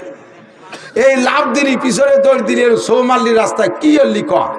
কইতেই যা হুজুর ছাড়লে ওই দিয়ে যে 10টা টাকা ফেলানো রয়েছে, চিন্তা করলাম যে কেউ না কেউ তো নেবেই, তাই আনতি যে কি যে সর্বনাশ হয়ে গেছে হুজুর। এই ব্রেকে আমি কয় টাকা লাগতে পারে? কয় 100 টাকা লাগতে পারে। ঢুকছে কয় টাকা? 10 টাকা। বেড়ে গেছে কত? বিকেলে আরো 100 টাকা ইনকাম বন্ধ। 10 টাকা হারাম মাল সম্পর্কে আমি বলে থাকি রাইফেলের গুলির মতো। মুরব্বীরা বলেন রাইফেলের গুলির মতো। রাইফেলের গুলি কার রুগী দেখছেন না বাংলাদেশ স্বাধীনের সময়? গুলি ঢোকে জট্টুক, গুলি জট্টুক অট্টুক ছিদ্র হয়ে ঢোকে, পিছনে কিন্তু অট্টুক নিয়ে বেরোয় না, বুগলা ধরে বেরোয়। হারাম টাকা ঢুকবে 10 টাকা, বুগলা ধরে বেরোয় যাবে, 1000 2000 5000 নিয়ে বেরোয় যাবে। যাতে ঢুকবেন সেই জায়গা থেকে বেরোয় যাবে। আপাতত দেখতেছেন যে মোটা, বেশি দেরি নাই, বেশি দেরি নাই। আমার কাছে অনেক মনে হয়, আল্লাহ পাক রব্বুল আলামিনের কাছে অনেক না, অনেক সময় না, একটু পরে 2-5 বছরের ভিতরে দেখবেন বিস্ফোরণ শুরু হয়ে গেছে। দোকানটা পুড়িয়ে গেল কেন? দোকানটা পুড়িয়ে গেল কেন? এমন মারাত্মক রোগ কেন হবে? আমি তো নিজেরাই অভিযোগ করি, যদি কখনো রোগ হয় আমি অভিযোগ করি, আমাকে খুঁজি, কেন আমার রোগ হবে? আমার রোগ হতে পারবে না, আমি হারাম খাই না, আমার কেন রোগ হবে? হাত দিয়ে দেখেন বড় বড় মারাত্মক এইগুলো কেন হচ্ছে? পিছনে যত বড় সুফি বলেন আর দরবেশ বলেন, অর্থের উপরে হাত দেন, আপনার চোখ খুলে যাবে সমস্যাটা কেন আসছে। হারাম মাল ভিতরে ঢুকলে ইল্লা মাশাআল্লাহ, ব্যতিক্রম কোন আল্লাহ ওয়ালা বুজুর্গানে দিনকে আল্লাহ পাক রব্বুল আলামিন পরীক্ষার জন্য, তাদের ঈমানকে পোক্তা করার জন্য, তাদের পরীক্ষা করার জন্য কেউ কে আল্লাহ ছোট বড় বিভিন্ন কিছু দিয়ে থাকতে পারে, ওইটা আমার অভিযোগ না। কিন্তু বাকি আমার দৈনন্দিন জীবনযাপনে কোনো অর্থদণ্ডী আমি মেনে নিতে পারবো না। আমাকে যদি হারাম টাকা ভিতরে ঢুকাই ফেলি, তাহলে অবশ্যই এর জবাব আমাকে দিতে হবে। মিনাইন আকতাসাবা ফিমা আনফাকা, রাস্তায় পড়া জিনিস আপনি যদি খুঁটে খুঁড়ে নেওয়ার অভ্যাস থাকে, আপনার সন্তানও ভালো হবে না। আমার দিক খেয়াল করেন, একেবারে চাক্ষুষ প্রমাণ দোস্ত। আমার বাড়ির কাছে আমার এক স্বাস্থ্য ভাই আছে, তার রাস্তার পাশে একটা আম গাছ আছে, বড় সুন্দর একটা আম গাছ, বড় বড় খুব ডকের আম হয়। ওই গাছে রাস্তার উপরে একটা আম পড়ছে। আমার ছোট্ট মেয়েটা 3-3.5 বছর বয়স হবে, কথা বলতে পারে। আমটা পাইয়ে সেই বাড়ি যে বলতেছে, কাকি আপনার গাছের আম পড়ছে। ওর কাকি শুনে কান্দি দিতেছে, কয় কি একটুক মাইয়া আম নিয়ে এসে বাড়ি আগে দিতে। ওর কাকি বলতেছে, না আমা তুমি নিয়ে যাও, কত মানুষ কত আম নিয়ে যায়, কারণ এটা আমাদের আম না তো, এটা তো আপনাদের আম। উনি রাগ করে সেই ঘরের জালনার মধ্যে দিয়ে থুয়ে মাইয়ে চলে এসে। আব্বা মা যদি রাস্তায় কুড়োই খাওয়ার অভ্যাস থাকে, ছেলে মেয়ে এইভাবে কুড়োই খায়। আব্বা মার যদি অভ্যাসটা থাকে পরেরটা খাওয়া, ছেলে মেয়ে তো জীবনও কোনোদিন হারামে হাত দেবে না। আপনি যদি সন্তান ভালো করতে চান, হারাম খাওয়ার স্বভাবটাকে পরিহার করেন। আনমা আলিহি মিনাইন আকতাসাবা ফিমা আনফাকা, 3 নম্বর ইমিগ্রেশন। 4 নম্বর ইমিগ্রেশন, মাযা আমিলা বিমা আলিমা। ওয়াজের ময়দানে এই বছরে কম শোনেন নাই, নগরকান্দা সালতা প্রত্যেক গ্রামে গ্রামে এই মাঠেই কয়টা হয়ে গেছে, আরো কত মাহফিল রয়েছে। শুনবেন দোস্ত, এই মাহফিল থেকে যা শুনেছেন কোনো কথা আপনাদের জানতে বাকি নাই। ব্যক্তি জীবন থেকে নিয়ে রাষ্ট্রীয় জীবন পর্যন্ত যেখানে যা লাগবে উলামায়ে কিরাম খুঁটে খুঁটে পাল্টায় পাল্টায় সবাই বলে, এই যা শিখেছো এরপর আমল করছো কতটুক বলে যাও। মৌলানা সাহেব হাজার হাজার কিতাব পড়ে, তুমি এই কিতাব অনুযায়ী আমল করেছো কতটুক? হাফেজ সাহেব কতটুক করেছো? তবলিগের সাথী কতটুক করেছো? হজের মাঠে শ্রোতারা কতটুক আমল করেছো? আল্লাহর কাছে জবাব দিয়ে যাও। এই জন্য ইত্তাকুল্লাহ, জি আল্লাহকে ভয় করি। কয় কি রকম ভয় করতে হবে? হাক্কা তুকাতিহি, যেমন ভয় করা দরকার সেরকম ভয় করো। যেরকম ভয় করলে আমার দিক, যেরকম ভয় করলে ফজরের নামাজ ছুটে না, যেরকম ভয় করলে 5 ওয়াক্তের নামাজ ছুটে না। আরে 1 ওয়াক্ত নামাজ ছুটে গেলে আমাকে 230 কোটি 40 লক্ষ বছর জাহান্নামে পড়তে হবে, আল্লাহর সামনে জবাব দিতে হবে। এইটা আমার দ্বারা সম্ভব না। এই ভয় ভিতরে যখন এমন হবে যে যেই ভয় তোমাকে নামাজ থেকে বিরত রাখতে পারে না, এরকম ভয় তোমার মধ্যে তৈরি করতে হবে। জিনা করতে গেলে আল্লাহকে দেখবা, চুরি করতে গেলে আল্লাহকে দেখবা, পরের মালে হাত দিতে গেলে আল্লাহকে দেখবা। এমন ভয় অন্তরে তৈরি করো। উবুদুল্লাহ কান্নাকা তারাহু, ইবাদতের মধ্যে আল্লাহকে দেখবা, তেলাওয়াতের মধ্যে আল্লাহকে দেখবা, অন্যায় কাজে গুনাহ করতে গেলে আল্লাহকে দেখে ফিরে আসবা। এমন একটা ভয় তোমার অন্তরে সেট করো। যদি যে ব্যক্তি এরকম ভয় সেট করতে পারবে, আল্লাহ পাক রব্বুল আলামিন তার জন্য কয়েকটা পুরস্কার রেখেছে। আমার দিক তাকান, কয়েকটা পুরস্কারের ভিতরে একটা পুরস্কার হলো ওমাইয়াত্তাকিল্লাহ ইয়াজআল লাহু মাখরাজা। যে আল্লাহকে ভয় পায়, যে আল্লাহকে ভয় পায়, আল্লাহ তাকে হাজারো বিপদ থেকে বের হওয়ার জন্য সহজ পথ বের করে দেয়। আল্লাহর ভয় যদি অন্তরে থাকে, আমি এই জন্য এখন পরামর্শ দেই, এ ওয়াজ তো তারা ঘরে বসে পাবে না। জেলখানার মধ্যে যারা আছে, যারা জেলের মধ্যে আটকে আছেন, এতদিন বাইরে থাকতে যা যা করছেন না করছেন, যদি আমাদের এই আওয়াজটা কানে যায়, একটু আমলে নিয়ে আসেন। জেলখানার মধ্যে থেকে আল্লাহর প্রতি ভয় তৈরি করেন। ওই জায়গায় বসে বেশি পাকাপাকি করে না, খালি বাইরতি পল দিয়ে দেখায় ছাড়িয়ে দেবো। তাহলে কোনোদিন হয়তো বের হতে নাও পারো, আর বের হতে পারলেও এমনভাবে বের হবার দেখানোর ক্ষমতা থাকবে না। কথা কন? তুমি ওর মধ্যে এই প্ল্যান না কইরা নিজেকে নিজে তৈরি করো। আরে এতদিন আমরা শাসন করেছি, আজকে আমরা শাসিত হইতেছি, মানুষের কাছে ধরা পড়ে গেছি, বের হইতে পারি না। আল্লাহ কামুল হাকিমিনের কাছে যদি ধরা পড়ি, ও নেতারা কত বন আর কত টন আর কত রাস্তা মারে খাইছো, গরিবের মাল মারিয়ে খাইছো, সরকারি বরাদ্দগুলো ধরে অ্যালার্ট ধরে মেরে দিয়েছো, রাস্তাঘাট ব্রিজ কালভার্ট সব খেয়ে ফেলাইছো। জবাব আল্লাহর কাছে দেওয়া লাগবে কি লাগবে না? এই ভয়টা অন্তরে তৈরি করো। আল্লাহ কয় আল্লাহ মাখরাজা, দুনিয়ার কোন নেতা নেত্রী বের করতে পারবে না। অন্তরে ভয় তৈরি কর, আমি আল্লাহ বিপদ থেকে বের হওয়ার ব্যবস্থা করে দেব। ওয়ারযুকহু মিন হাইসু লা ইয়াহতাসিব, তাকওয়ার 2 নম্বর পুরস্কার হলো ওয়ারযুকহু মিন হাইসু লা ইয়াহতাসিব, ধারণার বাহির স্থান থেকে আল্লাহ মোটা রুজির হালাল ব্যবস্থা তৈরি করে দিবে। আল্লাহ আমার দিক তাকান। ইউসুফ নবী আলাইহিস সালাতু ওয়াস সালামের তাকওয়া বলবো। ঘরের মধ্যে আটকাইছে জুলাইখা, ছোটবেলা থেকে পালিয়ে পুষে বড় করছে। জুলাইখারে এ ব্যাপারে বিলকুল অভিযোগ করা উচিত না, কারণ এই মানুষটার কাছে অ্যানিমেল এভরিবডি দুর্বল। উনি ছোটবেলায় মা মারা গেছে, ওনার ফুফু, আপন ফুফু উনারে নিয়ে পালতো। সেই ফুফু ভাতিজাকে এমন ভালোবেসে বেলাইছে, তার চেহারা, তার চালচলন গুণে। বয়স যখন হয়েছে বাপের কাছে দিতে হবে, সেই সময় ইয়াকুব আলাইহিস সালাম বলতেছে, বোন আমার ছেলেটারে দে। ফুফু কয় না ভাই, দিতে পারবো না, ওরে দিলে আমি বাঁচবো না। ফুফুর সাথে ভাতিজার কোনো খারাপ সম্পর্ক না, কিন্তু এমন চেহারা, এমন ভালোবাসা তৈরি হয়ে গেছে, ছাড়তি রাজি না। তো ওই সময় এদিকে বাপে তো নিয়ে আসতে হবে, ছেলের লেখাপড়া শিখাতে হবে। বাপ তো নবী, ছেলে তার মূর্খ রাখা যাবে না, নিয়ে আসতে হবে। বাপের বাড়ি না আসলে তো লেখাপড়া করবে কিভাবে? তা আনার জন্য বারবার পিড়ি করতেছে, ফুফু তারে দেবে না। ফুফু এই ভাতিজাকে রাখার জন্য কৌশল আসছে। ওই সময় বিচার ব্যবস্থা ছিল, চোরে যদি কোনো মাল চুরি করে আর ওই চোরের কাছে ওই মাল পাওয়া যায়, তাহলে তার বিচার হলো মালের মালিকরে চোরটা দিয়ে দিতে হবে। যাও, তোমার এটি দিয়ে দিলাম, তুমি কাজে লাগাওগে। এখন ইয়াকুব আলাইহিস সালাম ছেলে চাইতেছে, বোনটা দেবে না, ফুফুতা ভাতিজাকে আসতে দেবে না। যখন বাপে জোর করছে আনবই, তখন ফুফুতে করছে কি যে ঠিক আছে তাই যাও, তোমার ছেলে তুমি নিয়ে গেলাম, চেয়াতে পারো না। ব্যাগের মধ্যে ওনার স্বর্ণের একটা পেয়ালা ছিল, তাই ডুয়ে দিছে। কোন ফাঁকে ঢুকে দিছে, পোলাপান মানুষ টের পাইনি। বাড়ি চলে আসার পরে করছে, ভাই দাদি তোমার সাহালের ব্যাগের মধ্যে আমার সোনার পেয়ালা নিয়ে গেছে নাকি? আমার সে সোনার পেয়ালা পাচ্ছিলে, তালাশ করিয়ে খুঁজে দাদি এনেছে নাকি? ব্যাগ খুলে দেয় যে সে সোনার পেয়ালা ওর ব্যাগের মধ্যে। কয় যে তাহলে শরীয়তে যে বিচার আছে, এই দেশের বিচার অনুযায়ী তোমার ছেলেরা আমার বাড়ি দিতে হবে। শুধু ভাতিজারে ভালোবেসে এই কৌশল তৈরি করছে। লাস্টে যে একটা কথা আছে, হযরত ইউসুফ আলাইহিস সালামকে জুলাইখা তো এই জামেলে ফেলাইছে, তারপরে বাপে ভালোবাসছে বিদায় উনারে কুয়োর মধ্যে ফেলাইছে, জেলখানায় রাখছে। জেলখানার কয়েদিরা ওনার পরে এমন আশেক হয়ে গেছে, তা তোর বলার না।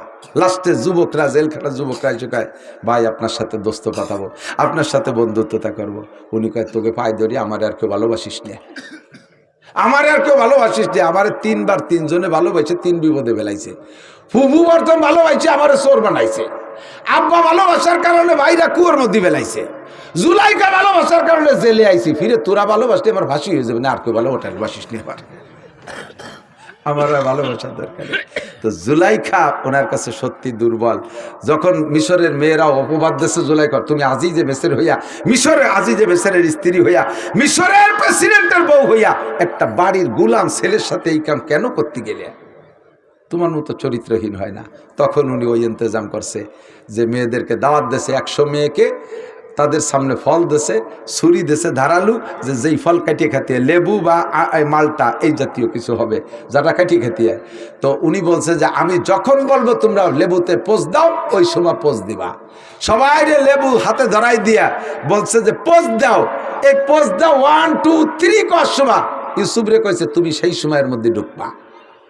ইউসুফ আলাইহিস সালাম তখন ওরা যখন পোজ দিছে, ওই পোজ দেবে এই সময় ইউসুফ আলাইহিস সালাম রুমের মধ্যে ঢুকছে।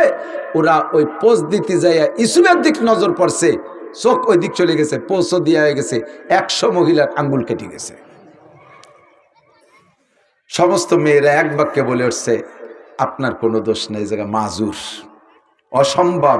এই চেহারা সামনে থাকবে আর নিজেকে কন্ট্রোল করবা, এটা সম্ভব না। 7টা দরজা ঘরের ভিতরে। বাচ্চা যখন অফিসে চলে গেছে, আগের থেকে মিস্ত্রি ডেকে, এমনিতে আমাদের এখন তো অনেক ধরনের লক হয়েছে, দরজায় তালা তুলে হয়েছে, আর সে সময় বাইরে থেকে শিকল তালা দেওয়া যাইতো, ভিতর দিয়ে খিল আটকাই দিতে হতো ঘরের ভিতরে। তো সেইভাবে ছিল খিল, কিন্তু খিল যদি আটকাই দিয়ে ইসুবরে এভাবে অ্যাটাক করে, তো ইসুব খিল খুলে খুলে চলে যেতে পারে। এই জন্যে মিস্ত্রি ডেকে আগে কড়া লাগাইয়া ভিতরে তালা সিস্টেম করে দিয়েছে, যাতে তালার চাবি থাকলে আমার কাছে খুলতে পারবে না। এইভাবে 7টা দরজা আটকাইয়া তালা দিয়ে ভিতরে নিয়ে সামনে একেবারে খাস রুম, জগতের কেউ নাই, এক আল্লাহ ছাড়া দেখার কেউ নেই। জুলাইখা মূর্তি পূজারী ছিল, মোশরেক ছিল। সে মূর্তি, তার যে ওই রুমের ভিতরে যে মূর্তিটা পূজা করে, সে মূর্তির মাথা কালা কাপড় দিয়ে বাঁধ দিয়ে ঢেকে তুই দিছে। ইসুফ আলাইহিস সালাম রেডি ওই জায়গা আটকাইছে, সামনের পর নিয়া মৌখিকভাবে প্রাথমিকভাবে কোনো কিছু করে নাই। প্রথমভাবে তার প্রস্তাব দিয়েছে, অন্যায়ের প্রস্তাব। ইসুফ আলাইহিস সালাম রাজি না, কোনোভাবেই রাজি না। লাস্টে যখন ছাড়েই না, তখন বলতেছে, জুলাইখা তুমি এই যে এইটা কি, এটা এই যে মাথায় কাপড় বাঁধছে ওটা কি? যে ওইটি আমার উপস্য, ওইটা আমার মাবুদ, আমি তার ইবাদত করি। তো ওর মাথায় যে কালা কাপড় বাঁধছো কে? সামনে যে প্রোগ্রাম আমি করছি, তার চোখের সামনে তো এ কাজ করা ঠিক হবে না, এই জন্যই তার চোখ বেঁধে থুইছি। ইসুফ আলাইহিস সালাম লাইন পেয়ে গেছে, কয় তুমি যার ইবাদত করো তার চোখ কালো কাপড় দিয়ে বাঁধলি সে দেখে না, আর আমি যার ইবাদত করি তার চোখ কালো কাপড় দিয়ে বাঁধাও যায় না, আর তার চোখ অন্ধ করা যায় না, সে সর্বহালাতে আমাকে দেখে। তোমার এই মাঝে মূর্তির সামনে যদি অন্যায় না করতে পারো, আমার আহকামুল হাকিমিনের সামনে আমি এ কাম করতে পারবো না। জুলাইখার গায়ের সম্পূর্ণ কাপড় খুলে ফেলাইছে। সেও কিন্তু শ্রীমতী, বিশ্ব সুন্দরী। গোটা দুনিয়ার ভিতরে সবচাইতে সুদর্শন হলো মিশরি মেয়েরা, মিশরি পাকিস্তানি মেয়েরা সবচাইতে সুন্দরী। তার ভিতরে আজিজা মেসের বিশ্ব সুন্দরী। সেই সুন্দরী যুবতী মেয়ে যদি একজন যুবকের সামনে বেবস্ত্র হয়ে যায়, তখন ইমান ঠিক রাখা কত কঠিন। ওই সময় একমাত্র আল্লাহর ভয় ছাড়া আর কোনো ভয়তে কাজ করে না। ইউসুফ আলাইহিস সালাম নিজেই সূরা ইউসুফের মধ্যে আছে, উনি নিজেই বলেন, ওমা উবাররিউ নাফসি ইন্নান নাফসা লাআম্মারাতুম বিসসু ইল্লা মার রাহিম। ওই মুহূর্তে আমি আমার নিজের আত্মার উপরে দুর্বল হয়ে যাচ্ছিলাম, বারবার আমাকে আত্মায় নফসে উল্টো দিক টানতেছিল। ওই সময় আল্লাহ না বাঁচাইলে আমার বাঁচার কোনো উপায় ছিল না। এর মধ্যে দেখে ইয়াকুব আলাইহিস সালাম ওই রুমের মধ্যে, ইউসুফ আলাইহিস সালামের আব্বা শাহাদাত আঙ্গুল কামড়ায় ধরে বসে রয়েছে। ওই ঘরে কি ইয়াকুব আলাইহিস সালামের যাওয়ার কোনো পথ আছে? উনি বুঝে ফেলাইছে যে আমি যে এই ঘরে আছি আমার আব্বা জানে না। কতকাল চলে এসেছে, আব্বা জানে যে ভাইরা বলছে বাঘে খেয়ে ফেলাইছে। আমি সেই ইউসুফ, এই জায়গা আমার, এই জায়গা আব্বা আসার কোনো দরজা খোলা নেই।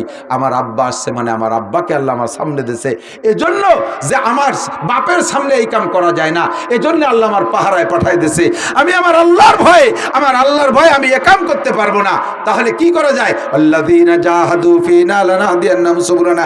আমি চেষ্টা করি দেখি কতদূর হয়। আল্লাহর ভয় অন্তরে রেখে দরজার কাছে দৌড় মারছে, আর দরজা টাস করে তালাটা খুলে দরজা খুলে গেছে। একের পর এক যে দরজার কাছে যায় খোলে, 7টা দরজা খুলে গেছে, বাইরে বেরোয় চলে গেছে। লম্বা কিস্সা, শেষ ফিনিশিং। আজিজে মেসের নিজের স্ত্রীর ইজ্জত রক্ষার্থে ইউসুফ আলাইহিস সালামের ধরে জেলে দিছে, তুমি জেলে থাকো। উনি বুঝিয়ে ফেলাইছে ঘটনা, কিন্তু আর কোনো কথা নেই। এই যে জেলখানার থেকে বের হলো, কি বলে, এই বিপদ থেকে বের হয়েছে, দুনিয়ার কোনো সহযোগিতা ছিল না, একমাত্র কার ভয়? যুবক, তুমি চেষ্টা করো, অন্তরে ভয় তৈরি করো। যে আল্লাহকে ভয় পায় আল্লাহ তার ব্যবস্থা করে দেয়। এই ইউসুফ আলাইহিস সালামের কিসসার শেষে একটু গল্প আছে, এটা আমার বড় মজা লাগে, খেয়াল করেন, বলবো। জেলখানায় তো কতদিন থাকলেন, তারপরে বের হলেন। এরপরে বেরোনোর পরে, এই মাঝে অনেক কিস্সা। বেরোনোর পরে যাইয়া আজিজা মেসের মিশরের প্রেসিডেন্ট মারা গেছে। বাদশা মারা যাওয়ার পরে, বাদশা বেঁচে থাকতে ইউসুফ আলাইহিস সালামকে খাদ্যমন্ত্রী বানাইছে। বাদশা মারা যাওয়ার পরে এবার প্রেসিডেন্ট হয়েছে ইউসুফ আলাইহিস সালাম। তখন সেই জুলাইখা যে রাজপ্রাসাদে ছিল, সেখান থেকে বহিষ্কার হয়ে গেছে। উনি সব ফেলাই টেলাই টুয়ে সম্পদ যা হয়েছিল তাই নিয়ে বাড়ি চলে আসছে। আসার পরে নিজের বাড়ি থাকে, কিন্তু ইউসুফ আলাইহিস সালামের ভালোবাসা অন্তর থেকে মুছতে পারতেছে না, কোনোভাবেই পারে না। তো ভালোবাসা যখন মুস্তি না পারে, তখন ইউসুফ আলাইহিস সালামের সাথে একটু সাক্ষাতের একটা লোভ, সেই থেকে চেষ্টা চালাই যাচ্ছে। যেই যায়, যার সাথে দেখা হয় তাকেই বলে, আমার সাথে ইউসুফরে একটু দেখা করাই দিতে পারিস।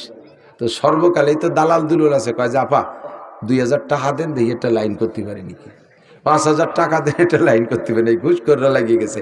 এই করতে করতে করতে করতে এই দালালকে টাকা দিতে দিতে বুড়ির সব শেষ, ঘর বাড়ি পর্যন্ত বেঁচে বেলাইছে ইউসুফ আলাইহিস সালামের মহব্বতে ভালোবাসায়। লাস্টে যাইয়া রাস্তার পাশে একটা ঝুপড়ি, একটা কুড়িয়ে ঘর বানাইয়া ওই জায়গা থাকে, শুনছে যে এই রাস্তা দিয়ে ইউসুফ যায়। তো যখন যায় সেই সময় একটু বেরোয় দেখবো।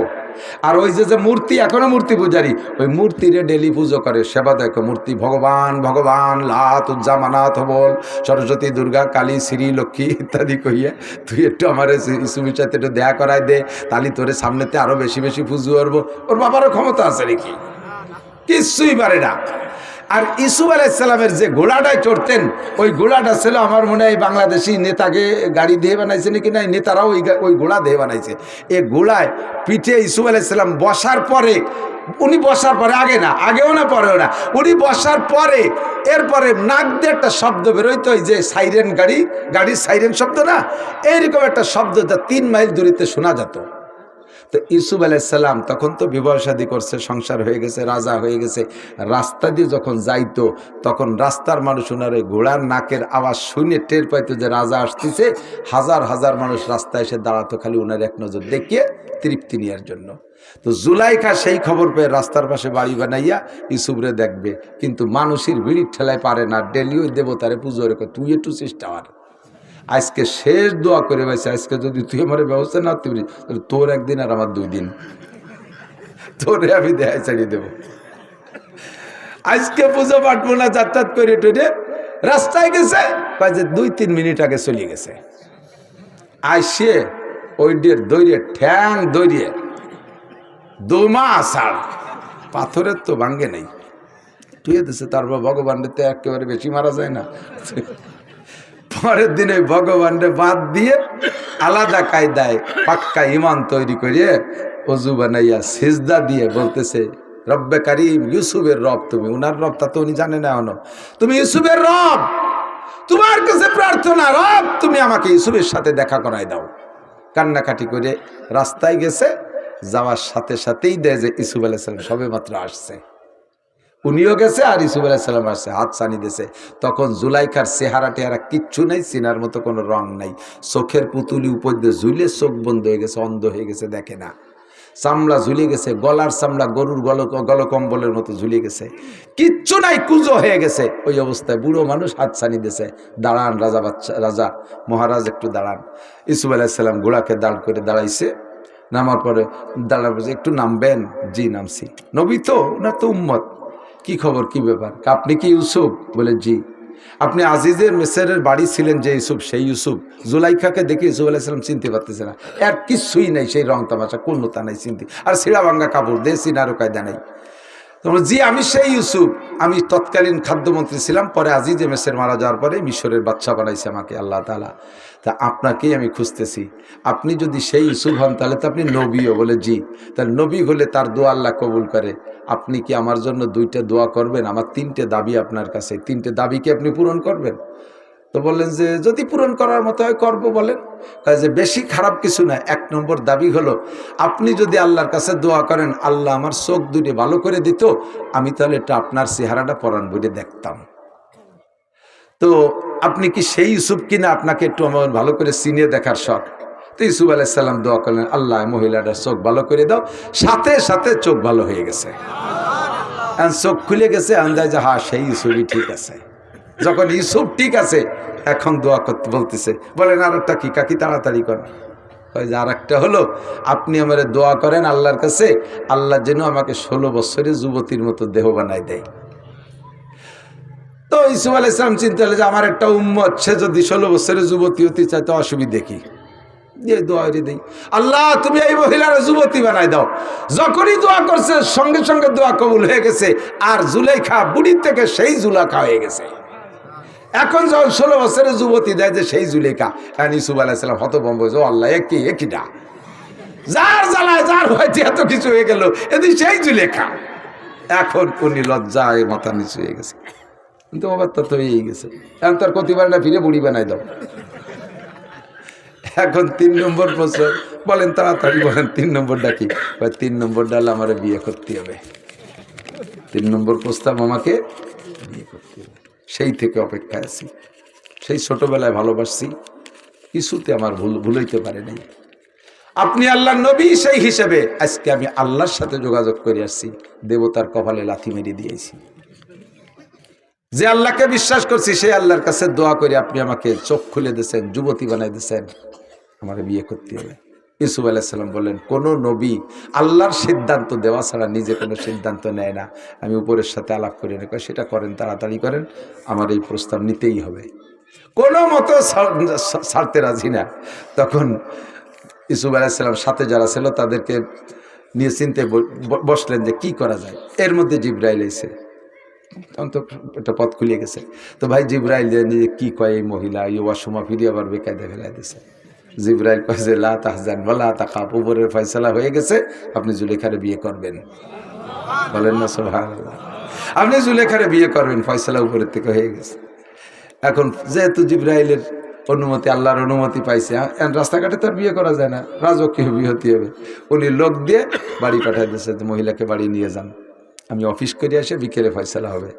উনি অফিসে চলে গেছেন জুলাইখারে বাসার দিক। জুলাইখা কাছে বাসায় যাওয়ানি পরে, আগে আমার বাসায় একটু জাতীয় একটা কাজ আছে।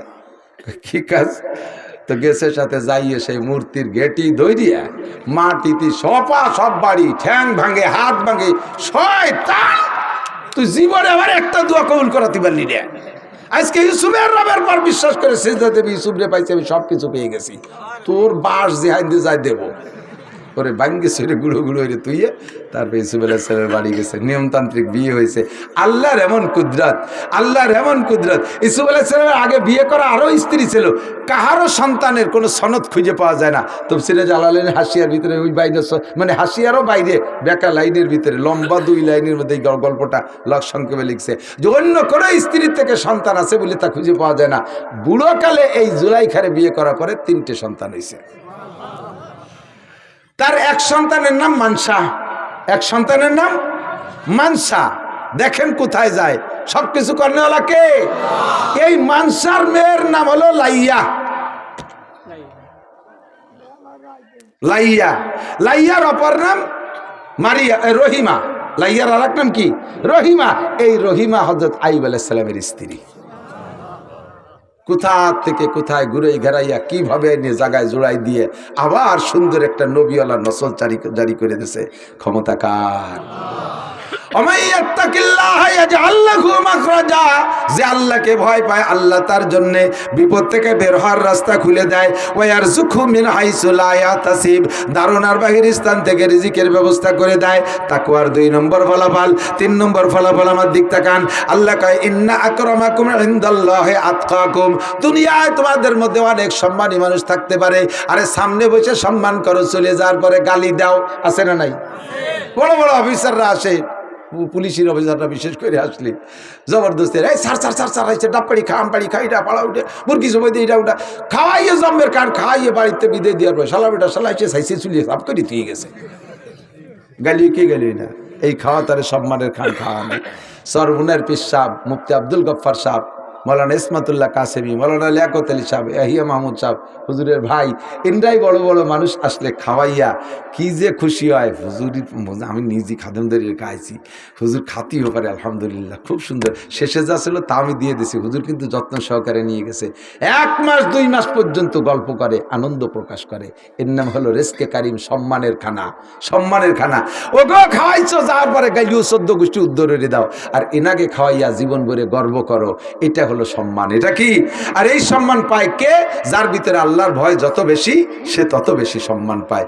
এরপরে আল্লাহ পাক রব্বুল আলামিন বলেন উদখুলু ফিস সিলমি কাফা তামুতুন্না ইল্লা ওয়া আনতুম মুসলিমুন। হে দুনিয়ার মানুষ, তোমরা দুনিয়ার থেকে মরতেই হবে, মরা ছাড়া একজনের উপায় নাই, বাইসে থাকতে কেউ পারবা না, তবে মরার আগে তোমরা মুসলমান হয়ে মরবা। নড়াচড়া হবে না। এদিক তাকান, আমি বলে থাকি ওয়াজের মাহফিলটা হলো গাই দোয়ানোর মতো, যাইয়েই বান ধরে টান দিলে দুধ বেরোয় না, বাসুদ্দে কিছুক্ষণ পানাতি আয়, পানানোর পরে দোয়ানোর সময় যদি বালতি সরাই নিয়ে যায় দুধ বেরোবে না। ওয়াজের সিস্টেম শুরু দিয়ে বিভিন্ন কিছু দিয়ে খানিক ফানাই টানাই নিয়ে শেষে যায় দোয়ানোর সময় যদি কয় চল যাই আর বসে থাকতে মনে চাচ্ছে না, তা ফানানোর সময় দোয়ানোর সময় বালতি সরাইনি বাড়ি চলে গেলে কিছু বাড়ি যাবে না। আখেরি ফানা আখেরি দোয়ানো হলো দোয়া মোনাজাত, দোয়া করবো আল্লাহর কাছে, ঠিক না? একটু বসতে হবে। আমারও কষ্ট হয়ে যাচ্ছে, কত পারা যায়। এখন সেই সেপ্টেম্বরেতে শুরু করছি, প্রত্যেক রাত্রে 2 তো আসেই, 3 4 এবার সিলেট যে একদিন 5টা করছি। দিনই একটা রেজাল্ট করি আপনার বক্তা আছে ওকে বাড়িটা করছি দিনই, রাত্রি সে জাফলংয়েতে শুরু করছি, ওই যে জাফলং শিক্ষা সফরে যাও ওই জায়গাতে শুরু হচ্ছে, রাত্রি 4 করে ক্লান্ত হয়ে গেছে। পরের দিন আবার 3 করে তারপরে আইসি। 2 3 4 তো ডেলি চলতি তালে আছে, পারা যায় আর কত। আপনারা মোহাব্বত করেন, নগরকান্দা সালতার মানুষ বিশাল মোহাব্বত করেন। আমার শ্রোতা জগতে সবচাইতে বেশি আপনারা আর মাগুরা আলারা। আলহামদুলিল্লাহ আমার গোপালগঞ্জের মানুষ আমার কথা শোনে, গোপালগঞ্জেও দিনে দুপুরে মাহফিল হলিল। তো আপনারা বসার কারণে ভালো, আমি যাই বলি আপনারা শোনেন, সেই খাতেরেই বলি। এই কথাগুলো বহুবার বলছি, শোনা কথাই বলতেছি। তার ফাঁকে ফাঁকে যদি কিছু শেখার থাকে শিখবেন।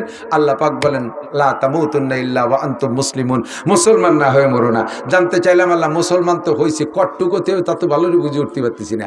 আল্লাহ কয় মুসলমান হতে হবে সবটুক, একেবারে পূর্ণ মুসলমান। ওয়ালা তামুতুন্না ইল্লা ওয়া আনতুম মুসলিমুন ইয়া আইয়ুহাল্লাযীনা আমানু দুখুলু ফিস-সিলমি কাফা, ইসলামের মধ্যে ঢুকলে পূর্ণ ঢুকবা, আধা বিধি হবে না। আবার তুমিনুনা বিবাযিল কিতাব ওয়া তাকফুরুনা বিবায, কোরআনের কিছু মানুষ যেটা ভালো লাগে, নামাজ ভালো লাগে পড়ো, রোজা ভালো লাগে না রাখো না, রোজা ভালো লাগে রাখো, আবার তারাবি ভালো লাগে না পড়ো না।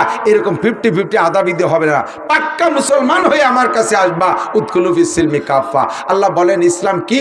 নবী পাককে বলতে বলছেন। নবী পাক বলেন বুনিয়াল ইসলাম আলা খামস, ইসলামের ছাদ দেওয়া হয়েছে 5টা খুঁটির উপরে। ইসলামের ছাদ কয়টা খুঁটি? 5টা খুঁটি। 5টা খুঁটির উপরে যদি একটা ছাদ রাখা হয় তাহলে ছাদটা থাকে। আমি দেখা একটু প্র্যাকটিক্যালে দেখেন, এদিক তাকান, এই ছাদটা আছে 5টা খুঁটির উপরে, আছে না? একটা খুঁটি যদি বাদ মার খেয়ে যায় তাহলে ছাদটা থাকবে না। একটা খুঁটি বাদ দিয়ে দিলেন, ছাদটা পড়ে গেছে। 2 বাদ দিলেও পড়বে, 3 বাদ দিলেও, খুঁটি যত কমবে তত ছাদ দুর্বল হবে। আর আমার আপনার ভিতরে অনেকের ভিতরে 5টা খুঁটির 4টাই মার খাইছে। হয়তো এর ভিতরে কোনো মতে ইমানের খুঁটিটা একটা আছে। 1 নম্বর খুঁটি হলো আশহাদু আল্লাহ ইলাহা ইল্লাল্লাহ ওয়া আশহাদু আন্না মুহাম্মাদান আবদুহু ওয়া রাসূলুহু। 1 নম্বর খুঁটি হলো কলেমায়ে শাহাদাত, অন্তর থেকে বিশ্বাস করে মুখে স্বীকার করা, এই খুঁটিটা আছে। 2 নম্বর খুঁটি আকিম ইকামিস সালাহ, নামাজ কায়েম করো। 2 নম্বরে ইতাই যাকাত, পয়সা হলে যাকাত দাও। মৌসুমি ফসল, আমরা শুধু আমার খেয়াল, এটা জরুরি কথা খেয়াল করেন। অনেক জানা কথার ভিতরে 2-একটা জরুরি কথা, অজানা কথা এসে যায়। আবার জানা থাকলেও সেটা বর্তমানে ফিরে আলোচনা জরুরি। সেই হিসেবে বলি, আমরা মনে করি শুধু সোনা দানা, সোনার উপর আর নগদ টাকার উপরে জাকাত দিতে হয়, আর কোনো জায়গায় জাকাত নেই। নো, আমাদের এলাকার যত জমি আছে না, মুফতিয়ানে কেরাম জরিপ করে দেখেছেন অধিকাংশ জমি হলো উশরি জমি। আর জমির ফসল জমি যদি উশরি হয়, এর ফসলের ওসর দেওয়া ওয়াজিব। পরিমাণ কেমন? যে ফসল ফলাইতে খরচ যেমন, ওই ফসলের উপরে ওসরের হার সেরকম। যদি ফসল ফলাইতে খরচ কম হয়, মানে মোটেই খরচ না হয়, তাহলে দিতে হবে 10 ভাগের 1 ভাগ। যেমন আমাদের দেশে, আমাদের ওই অঞ্চলে হয় কলাই মুসুরি, জাস্ট শুধু বুনোই রেখে আসে, চাষও দেওয়া লাগে না। পানি চলে যাওয়ার পরে বুনোই রেখে আসে, আর পরে যে কাটিয়ে নিয়ে আসে, সার ওষুধ পানি কীটনাশক কিচ্ছু দেওয়া লাগে না। এ দিতে হবে 10 ভাগের 1 ভাগ। আপনাদের এলাকায় যে বাঁশ বাগান আছে না, বাঁশ বাগান, যদিকের বাঁশ থাকে, বেশ বাঁশ আছে, এই বাঁশের থেকে আপনার বছরের খরচের পরে যে বাঁশ থাকবে গুনিয়ে প্রত্যেক 10টা বাঁশের 1টা বাঁশ গরিব মিসকিনকে দিয়ে দিতে হবে। এটা বাঁশের ওষুধ দিতে হবে। এটা আপনার জমিনের ফসল, এটা জমিনের ফসল। আম বাগান আছে, যে আম বাগানের আম বিক্রি করেন, নিজেরা খাওয়ার পরে ব্যবসা বাণিজ্যের ভিতর দিয়ে যাইয়া লাস্টে বিক্রি করে যাক যে কয় টাকা হবে তার 10 ভাগের 1 ভাগ দিতে হবে। এটা উশরি জমিনের আম। আর বাঁশ 10টা 1টা দিতে হবে। অথচ বাঁশ যদি হুজুররা সাথে যায়, বাঁশ তো ভালো বাঁশ দেয় না, আহিয়ালা বাঁশ দেয়। যে হাইন্দে যায় সে হিন্দে দেয়। আর যদি হুজুরকে সাথে জ্ঞান যাবে, আমাকে ওই পাশে এবার দিচ্ছে হুজুরকে আহিয়ালা বাঁশ। কারণ আমরা হুজুর রাতে হুজুর, আর সব পাবলিক এলো আমলিগ, পাবলিক সব আমলিগ। আমাকে এলাকার বিলেতি ডাকলেও নৌকো শোনা যায়, এত আমলিগের আমলিগ। আমরা এবার বাঁশ কাটতে গেলে আমাকে আহিয়ালা বাঁশ দেয়। কিন্তু বাস আমরা পাবো, বাস আমরা পাবো। পেঁয়াজ, আপনাদের পেঁয়াজের পিছনে খরচ কেমন জানি না, মধ্যম খরচ হইলে 20 ভাগের 1 ভাগ, বেশি খরচ হইলে 40 ভাগের 1 ভাগ। পাটের পিছনে পরিশ্রম বেশি, পানিপুরি নাই, দূরে নিয়ে দেওয়া লাগে, 40 ভাগের 1 ভাগ দিতে হবে। এই 40 ভাগের 1 ভাগ দেওয়ার আগ পর্যন্ত কালেকশন আসে যারা, তাদের সাথে চোখ রাঙ্গানি করতে পারবেন না। যদি করেন আল্লাহ তাআলা আগামীবার দেখায় ছেড়ে দেবে। এবার পেঁয়াজ কালেকশনে গেছে, যত কাটা পেঁয়াজ, ছোট পেঁয়াজ, ফুটো পেঁয়াজ তাই দিয়েছেন। আল্লাহ পাক কয় যে মৌলবীরা তোরা রাগ করিস না, যা দেশে নিয়ে আমি আগামীবার দেখাই দেবানি। বড়া পেঁয়াজের খ্যাত পাইকে গেছে, এত বড় বড় পেঁয়াজ, 3 দিন 3 রাত ধুমসা বৃষ্টিতে পচায় জায়গায় শেষ। আল্লাহ বুঝলো না, আল্লাহ বুঝলো না, এই সময় আল্লাহ বুঝলো না। আল্লাহ আমি তো গত বছর বুঝতে বুঝতে এই বলতে আইছি, পচা পেঁয়াজ কাটা পেঁয়াজ দিলি কিরমটা তাই বুঝানোর জন্য বৃষ্টিতে ডুবই দিছি। দেখ খেলা কারে কয়। দান কালেকশনে গেলে চিটিয়ে দান, আগাইলে দান, মাটিয়ে দান, খেড়িও দান, এই দেবে হুজুরকে, কর করিয়ে দান দেবে না। মৌলবীরা তো যদিও নিজেরা না খায়, মাদ্রাসার জন্য আসছে, ভালোটা দিলি খুশি হয়, বেশি দিলি খুশি হয়। বতি কষ্ট হলে ওই কষ্টের কষ্ট মনে হয় না, বেশি দিলি ছাত্ররা খুশি হয়। আর ওই যে 1 পোয়া ঈশ্বর গাড়ি ওইটা দিন বইরে গ্রাম বইরে ঘুরি বেড়াতে বাড়ি বিরক্ত লাগে। যে বাড়ি যাবো বস্তা ভরে যাবো, ধম করে থুয়ে আসবো, আবার নেবো, আবার কষ্ট হলে এটা মজা আছে। তো সাইডে সিটে দান, আগাইলে দান দেশে কয় হুজুর আমার ভালো লাগতেছে না, আর কালেকশন করতে মনে আছে। আল্লাহ কেন না শোনা, একটু ঘুরে এসো, এই যদ্দূর ঘুরবা অদ্দূরের মধ্যে আগামীবার খেলা হবে। যে বাড়ি গেছে সে বাড়ি সিটি আগাইলে মাইটে খেড়িয়ে দিছে। আল্লাহ একেবারে পুরো শখ ধরিয়ে, ডাঙ্গা ধরিয়ে আগামী বছর পাকা ধানের ভিতরে ঝড় দিয়ে, শিল বর্ষণ দিয়ে সব জায়গায় শেষ করে দিছে। ধানের ফুল যখন বেরোইছে ওই সময় হালকা একটা বাতাস দিয়ে দিয়েছে, ফুল ঝরে গেছে, সব ধান ছিটিয়ে পড়ে গেছে। যে বুঝতে হবে 50 মণ, সেই ক্ষেত্রে হয়েছে মাত্র 5 মণ, 45 মণ হয়েছে ছিটিয়ে। আল্লাহ বুঝলো না, আল্লাহ বুঝলো না। বেড়া ক্ষেত্রে 30,000 টানছিলাম, তা দিবানি খুঁজে কাটতে। আল্লাহ কয় গত বছর আমার ছাত্রকে চিঠিয়ে দাম দিয়েছি, ওকে ওইরকম ট্যাক্স হলো, তাই বুঝানোর জন্য তোরে দিছি। এই জন্য জমিনের ফসলের ওসর যতক্ষণ পর্যন্ত আপনি পার্সেন্ট বিলুপ না করে পারবেন, অতক্ষণ পর্যন্ত বিরক্ত হবেন না। আরে ভাই এদিক তাকান, পেঁয়াজ লাগাইছেন আপনারা, দোয়া কিন্তু আপনারা করেন না। আপনারা বসে রয়েছেন যে এবার হবে, এটা হবে, সেটা হবে, ওটা হবে, এই আশা করে বসে রয়েছে যে এবার পেঁয়াজ বেছে নিজে বিয়ে করবো, ছেলেরে বিয়ে দেবো, বউরে বিয়ে দেবো, এত ফিলান প্রোগ্রাম। কিন্তু দোয়া করে এই মৌলবীরা, আল্লাহ দেশের পেঁয়াজ করা যেন হয়, আল্লাহ দেশের পেঁয়াজ করা যেন। আল্লাহকে তোমাকে কয় কাঠা আছে? আমাকে তো একটু নেই। তা পরের গুড় পেঁয়াজের দোয়া রিস্কা, ওকে যদি হয় তাহলে আমরা এক মুঠ পাবানি।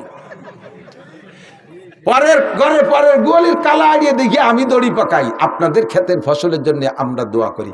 আমার সুলতান সেই মাদ্রাসার সিলিংয়ে আইজও আপনাদের এই নগরকান্দার পেঁয়াজ আছে, গত বাইরে পেঁয়াজ 100 মণ পাইছিলাম আলহামদুলিল্লাহ। ওই সোহাগ চেয়ারম্যান আছে না আটগড়, সোহাগ চেয়ারম্যানকে মসজিদের থেকে 50 মণ, আর বাহিদ্দে মৌলানা শফিককে মসজিদে পাইছি 50 মণ। 2 মসজিদে 2 শুক্রবার আইসে নামাজ পড়তে, আইসে কলাম জন মুখ খান্না খুনতান ফেলাই দিলি তো একটু কাটে দিলাম, ফেলাইয়া 50 100 মণ হয়ে গেছে। 50 মণ বেঁচে টাকা দিছি মাদ্রাসায়, 50 মণ সিলিংয়ে তুই দিছি, সারা বছর খাইছি।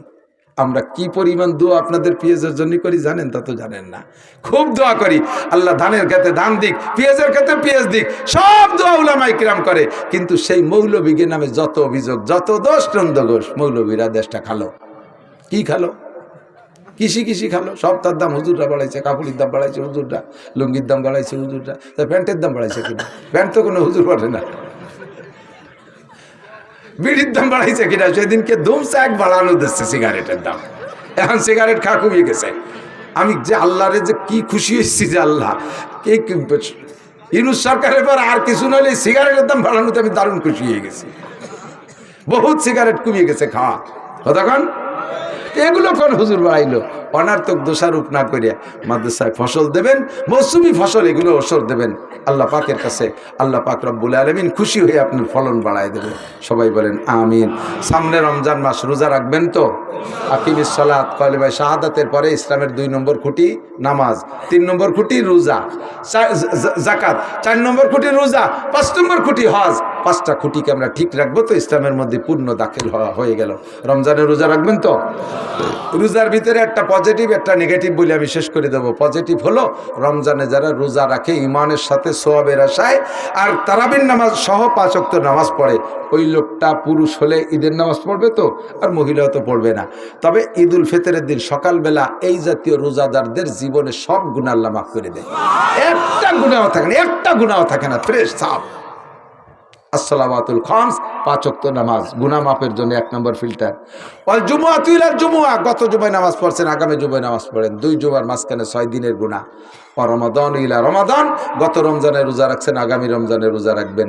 এই 3 প্রকারের ইবাদত করার পরে ঈদুল ফিতরের দিন বান্দার আমলনামায় কোনো গুনাহ থাকে না। এ হলো পজিটিভ। নেগেটিভ কি? হুজুর বলেন কামিন সাইমিন লাইসা মিন সিয়ামি ইল্লা জামা, হাজার হাজার রোজাদারের রোজায় শুধু ভূতের উপোস পিপাসার কষ্ট ছাড়া কোনো ফায়দা হয় না, তাদের কোনো নেকি হয় না। তারা কারা?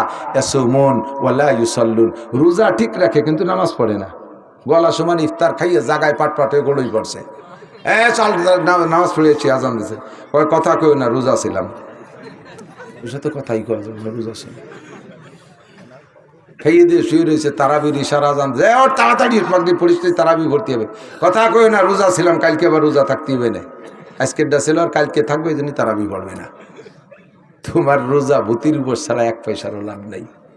ইয়াসুমুন ওয়ালা ইস্তারিবুনাল হালাল আনিল হারাম, রোজা ঠিক রাখে কিন্তু হালাল হারাম তো মিস করে খায় না, যা পায় এক দার্সে গিলতি তালে থাকে। সুদের টাকা সেহরি, ঘুষির টাকার ইফতারি, সুবহানাল্লাহ আছে না নাই? 30,000 টাকা বেতন পায়, ডেলি ইফতারিতে খরচ করে 2,000 টাকা, এই টাকা পাও কোন জায়গা? মাসে 60,000 টাকার ইফতারি খালি, এ টাকাটা আসলে করে দেয়, বেতন তো পাইছে 30,000। কয় রাস্তায় দাঁড়ায় ট্রাকের সাথে একটু মুসাফা টুসাফা করি, সেভাবে আল্লাহ দেয়। পিসাবরা মুরিদদের সাথে মুসাফা করে আর ওটা ট্রাকের সাথে মুসাফা, এই মুসাফা করার টাকায় দিয়ে রোজার যে কয়টারে রাখাইছে সব বাতিল। তুই তো রোজা থাকতি না, আজকে যে রোজা কয় চেয়ারম্যানের বাড়ি ইফতারির দাওয়াত, চেয়ারম্যানের বাড়ি ইফতারির দাওয়াত, মোটা খাবার, রোজা নাতে কি রে যায়, সেই জন্য রোজা রয়েছি, কালকেও ছিলাম না, আগামীকাল থাকবো না। মাঝে মাঝে যেদিন ইফতারির দাওয়াত সেই দিন রোজা থাকে, ধুলাই হবে। এই সমস্ত রোজা না, ইমানের সাথে সোয়াবের আশায় রোজা রাখবো তো। দিন তো মোটামুটি ছোট, আবহাওয়া মোটামুটি শান্ত আছে, আরো ধীরে ধীরে শীতের দিক আসবে। এখন থেকে আমরা পাক্কা প্রতিজ্ঞা করি আর একটা রোজাও ছাড়বো। আল্লাহ তাআলা সবাইকে তৌফিক দান করেন। আর মহিলা মাদ্রাসার বিষয়টা হুজুরও বলছে, আমিও বলি, আমি মহিলা মাদ্রাসার খুব একটা পক্ষে ছিলাম না, নানান ফিতনার সম্মুখীন হতে হয়, বহুত কঠিন ব্যাপার। 10টা পুরুষ মাদ্রাসা চালানো যে কঠিন, একটা মহিলা মাদ্রাসা তার সে কঠিন। পুরুষ মাদ্রাসায় ছেলেদেরকে বাবরচিও পুরুষ রান্নাবান্না করে দেয়, ওরা তো ছেলেরা রান্নাবান্না বান্না যা দেয় তাই বিসমিল্লাহ কইয়া খাইয়া আলহামদুলিল্লাহ কই উঠে যায়। আর মহিলারা তো বাবরচির জাতি, ওগে মোটে রান দিয়ে খাওয়াইয়া খুশি আর কায়দা নেই। বিশ্ববিখ্যাত বাবরচি রান্না করে দেব, নূর নেই ভ্যান নেই কি রাঁধছে, এই যে বেশ কি তার দেখতে মোটে বেতনির মতো জ্বলি ওঠে, এগিয়ে মোটে খুশি রাখা যায় না। আর যদি আবাসিক হয়, আবাসিক অনাবাসিক 200-100 ছাত্রী যদি দেয়, একটা মাইও নিজের 2 হ্যান্ড স্যান্ডেল পাই দেবে না, এর এক কান ওর এক কান, এর এক কান ওর এক কান, নিজের জামা আর একজনের পায়জামা, গোছাতি হুজুরকে মাথা চুলতায় না, হুজুরকে বউকে খালাম্মা, এ খালাম্মারা আম্মা হয়ে যায়। এত জ্বালা, এগে পালিয়ে ভুষে রাহা ভারী কঠিন। তাই যে খুলছে, খোলার পক্ষে সমর্থন দিছি। একদিক তাকাইয়া সেটা হলো, ওরা তো জামাতে নামাজ পড়বে না, মহিলারা নিজেরাও ইমামতি করে জামাতে পড়বে না, মসজিদেও যেতে পারবে না, কিন্তু কেরাত অশুদ্ধর কারণে তো নামাজ বাতিল। আর কেরাত শুদ্ধ করার বিকল্প কোনো ব্যবস্থা নাই, নিয়মিত মাদ্রাসায় পড়া ছাড়া। এই গ্রাম্য যে মসজিদেরই মক্তব না, ওতে কিচ্ছু হয় না, ও আনাকো উনকো ওইরে শেষ করে দেয়। আর ইমাম সাহেবের বেতন হলো 4,000 টাকা, ও তো ভালোই পড়ালি, বড় পড়তা পড়ে কি 6-7 মুষ্টি চাল আর 4,000 টাকা, 60-70 জন মাই আইছে, ছেলে আইছে, একে কীভাবে পড়াবে? ওই ভয়তে এরকম জিম ধরে থাকে, নালাতি হুজুর ওই মধ্যে ঘুমোর, আর ওরা কোনো না, হুজুর আমার সেবারা ভরে মুইতে দিছে, আর কানের মধ্যে শ্যাম দিছে, ছুটি 6-7 বছর ঘুরিয়ে হয়ে গেল করেছি, ওদের কিচ্ছু হয় না। আমি পড়াইছি তো, বক্তব্যের ড্রাইভারি করছি বহুদিন। কাজেই মেয়েদের শুদ্ধ করে কোরআন শরীফ পড়া, শরীয়তের মাসালা জানার জন্য মাদ্রাসায় পড়ার বিকল্প নাই। শুধু ছোট মেয়ে না, আমার এলাকার, আপনাদের এলাকার বয়স্কা মেয়েদেরকেও দেবেন, বয়স্কা মেয়েদেরকেও পড়ানো হয় এখানে, মেয়েদের বড় ছোট কোনো ভেদাভেদ নাই, দেবেন ওখান থেকে শুদ্ধ করে কোরআন শরীফ পড়ে। আলহামদুলিল্লাহ এখন ফল খুব ভালো পাচ্ছি, হাজার হাজার মেয়ে মহিলারা এই বুড়োকালে কোরআন শরীফ পড়া সুন্দর করে শিখে গেছে। এটা একটা বিরাট খেদমত, এই জন্য সমর্থন করি। তবে পালা ভারী কঠিন বললাম না, 3 গোষ্ঠীর কোনো সিজন না উঠলি কোথাও যাওয়ার কায়দা নাই। 3 জনের, একজন হলো তাল গাছ কাটা গাছি, 3 বেলা গাছে উঠা লাগে, 1 বেলা জট না টানলি ফিরে বেলায় রস তাই না, ও সিজন উঠার আগে শ্বশুর মূল্য যাওয়ার কায়দা নেই। আর ওটা হলো পোলট্রির ফার্ম করে যারা, ওকে সিল্লি উঠার আগে যাওয়ার কায়দা নেই কোনো জায়গা। যদি কোনো জায়গা 2 রাতে এসে দেয় বাট ফুলু অ্যানথ্রাক্স, তারপরে শিয়েল মিয়েলে মারি দড়িয়ে শরীর সর্বনাশ করে গেছে, এই সিল্লি উঠার আগে কোথাও যাওয়ার কায়দা। আর এই মহিলা মাদ্রাসা তুইও হুজুরি কোনো জায়গা যাওয়ার কায়দা নেই। পোলট্রির ফার্মের পাশ থেকে তো বাগাইনি 4 পাইয়ে শিয়াল করে, ওরা তার গাঁজা বা খায় না। আর এই মহিলা মাদ্রাসার পাশ থেকে 2 পাইয়ে গাঁজা খা শিয়াল কুক মারতে তালে তাই এর আইবার পাহারা দিতি হুজুরির ঘুম নাই। ওদিকে পুরুষ মাদ্রাসা বাহির দেয়া লাগে ছাড়িয়ে দেয়, পুরো দেশ চষে ফেলায়। মদিনাতুল কাছে বলুল আমাকে ছাড়িয়ে দেয়, বাঁশ খুঁটি আগান বাগান দিয়ে সব কাটি কুটি নিয়ে পড়ে না কত কালে। এই মহিলা মাদ্রাসার মেয়েকে যদি ছাড়িয়ে দেয় যে ফাঁসতে বাঁশ কাটি নিয়ে সঙ্গে বাগানেতে, ওর একটাও ফিরে আসবে। 8 বাজারে যদি কালেকশনে বেটে আসবে ফিরে, কত বড় বিপদ। না দেবে সরকার টাকা, না পারে তারা কালেকশন করতে, এই সব চিনতে হুজুরির মাথায়। আবার হুজুর এখান থেকে প্রোটেকশন দিচ্ছে। আদর্শ মা, আদর্শ মা না হলে আদর্শ সন্তানের আশা করা যায় না। মা ভালো তো সন্তান ভালো।